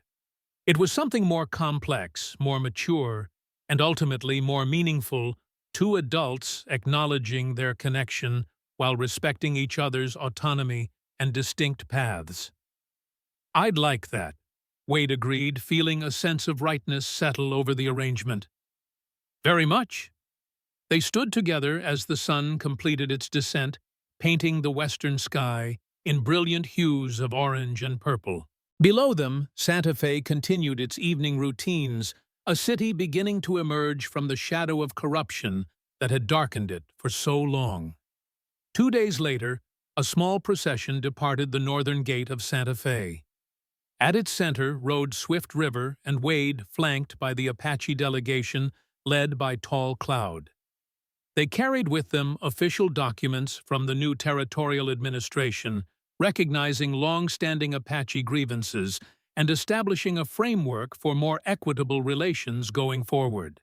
As they crested a rise that offered a last view of Santa Fe behind them and the vast landscape ahead, Swift River reined in her horse beside Wade's. "When I was very small," she said, "before the raid, my mother told me a story about a river that flows beneath the desert, invisible on the surface, but life-giving to all who know how to find it." Wade nodded, remembering Willow Song's talent for weaving natural observations into spiritual teachings. "She called it the hidden water path," he recalled. "Said it connected all living things even when they seemed separated by impossible distances." Swift River smiled, pleased by this shared memory. Perhaps that's what happened with us. Despite Reed's efforts to sever our connection, something deeper than blood or memory kept the possibility of reunion alive. She touched the jade leaf pendant that still hung at her throat, like a river flowing beneath the desert of our separation. It was a poetic notion combining Apache spirituality with the undeniable reality of their rediscovery of each other. Wade found comfort in it, not as literal truth perhaps, but as a meaningful way to understand the improbable journey that had brought them to this moment. "Your mother would be proud of who you've become," he said softly. "As am I." Swift River acknowledged this with a slight inclination of her head, the simple gesture conveying profound emotion. Then, at a signal from Tall Cloud, they urged their horses forward, continuing their journey into the heart of the territory that had shaped them both, a land of harsh extremes and unexpected beauty, of profound loss and remarkable resilience. Behind them, the sun climbed higher in the cloudless sky, its heat building as it had on the day Wade first saw Swift River staked to the desert floor. But now, instead of an instrument of punishment and death, the sun illuminated a path forward for Swift River and Wade, for the Apache people, and for a territory beginning the long process of healing from wounds both old and new. 3 months later, Wade stood on the porch of a newly constructed clinic at the edge of Apache territory. The simple wooden building represented the fulfillment of a promise he had made to himself during those first days after rescuing Swift River, to use his medical skills in service of those who had least access to proper care, regardless of race or background. Cooper had joined him in the enterprise, his investigative skills redirected toward ensuring that the reforms promised in the wake of Reed's arrest were actually implemented. Together, they had established a reputation for fair dealing and practical assistance that transcended the lingering tensions between settler and Apache communities. A dust cloud on the horizon caught Wade's attention, a lone rider approaching from the direction of the reservation. He recognized Swift River's distinctive posture, even at a distance, her seat on horseback reflecting the Apache horsemanship she had been diligently studying. She dismounted with fluid grace, leading her horse to the water trough, before joining Wade on the porch.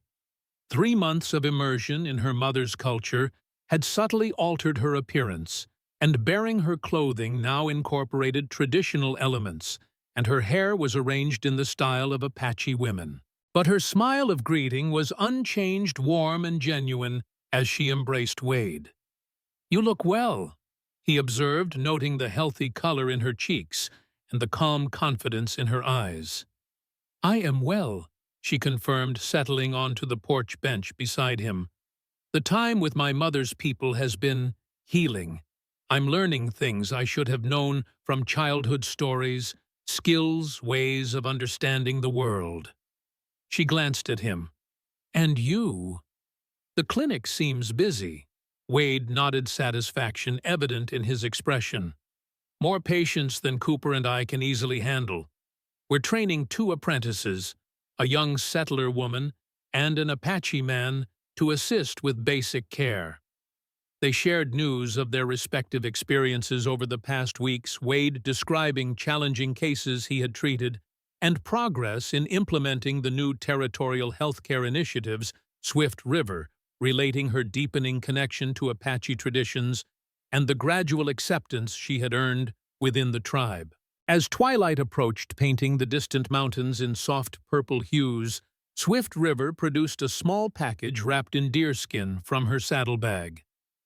"The elders asked me to bring this to you," she said, offering it with both hands in the traditional Apache manner of presenting a gift.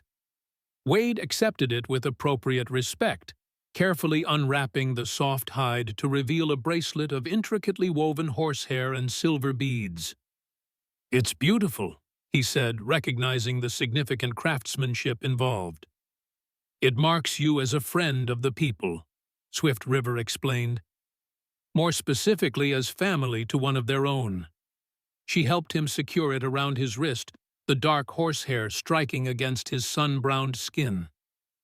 "They acknowledge our connection, and with it a bond between communities." The simple gesture represented a profound shift from the suspicion and hostility that had defined Apache settler relations for generations. Wade understood its significance went far beyond the personal.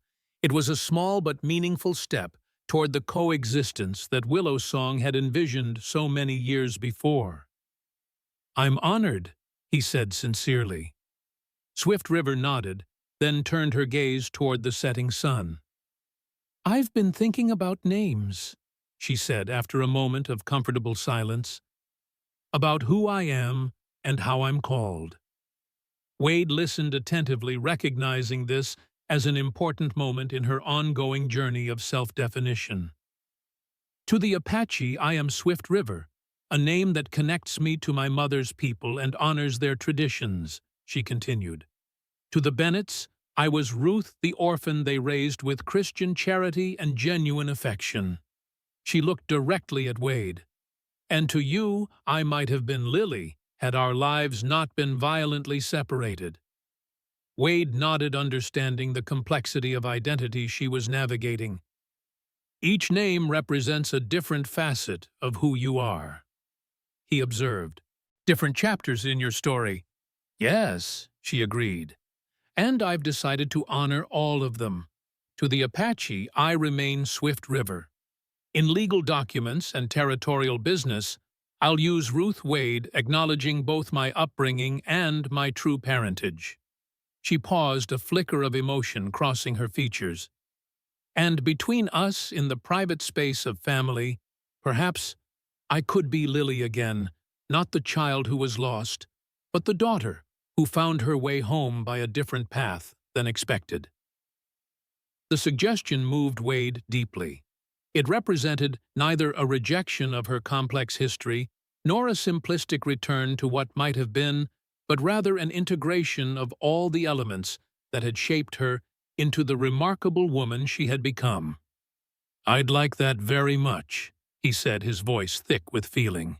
They sat together as darkness gathered around the clinic, sharing the comfortable silence of people who had found their way to mutual understanding across seemingly insurmountable barriers of time and circumstance. In the distance, coyotes began their evening chorus, their haunting calls echoing across the desert landscape. Swift River Ruth to the wider world. Lily, in the sacred space of family, gazed up at the emerging stars, her expression peaceful. "Mother used to say that the stars are the campfires of those who have gone before us," she remarked. "That they watch over us, guiding our paths, even in the darkest nights." Wade followed her gaze upward, finding comfort in the image. "I like to think she's up there," he said softly. "Seeing what you've become, what we've found, despite everything meant to keep us apart." "Not despite," Swift River corrected gently. "Because of. Every hardship, every separation, every challenge shaped the path that eventually brought us here." She turned to him, her features softened by starlight. "Under this desert sun, we've both been burned, nearly broken, but also forged into something stronger than we were before." Wade considered this wisdom, recognizing in it the blending of Apache spirituality with the resilience he had always valued. His daughter had indeed found her way to an identity that honored all aspects of her heritage, a bridge between worlds that had too long been separated by fear and misunderstanding. "To new beginnings," he said, offering his hand. She took it, her grip firm and warm. "And to old connections rediscovered." Together, they watched as the moon rose over the eastern horizon, casting silver light across the landscape they both now called home, a territory marked by both painful history and hopeful possibility, where the harsh sun that had nearly taken Swift River's life now illuminated a future neither could have imagined when their paths first crossed beneath its unforgiving gaze. In that moment of quiet companionship, Wade felt a sense of completion that had eluded him for 15 years. Not an ending. Their journey of reconnection had only just begun, but the closing of a circle that had remained painfully open since the day he returned to find his family seemingly lost forever. Under the desert sun, life continued. Different than planned, shaped by forces beyond their control, but ultimately resilient and renewed like the desert itself, after rain blossoming with unexpected beauty in the most challenging of environments.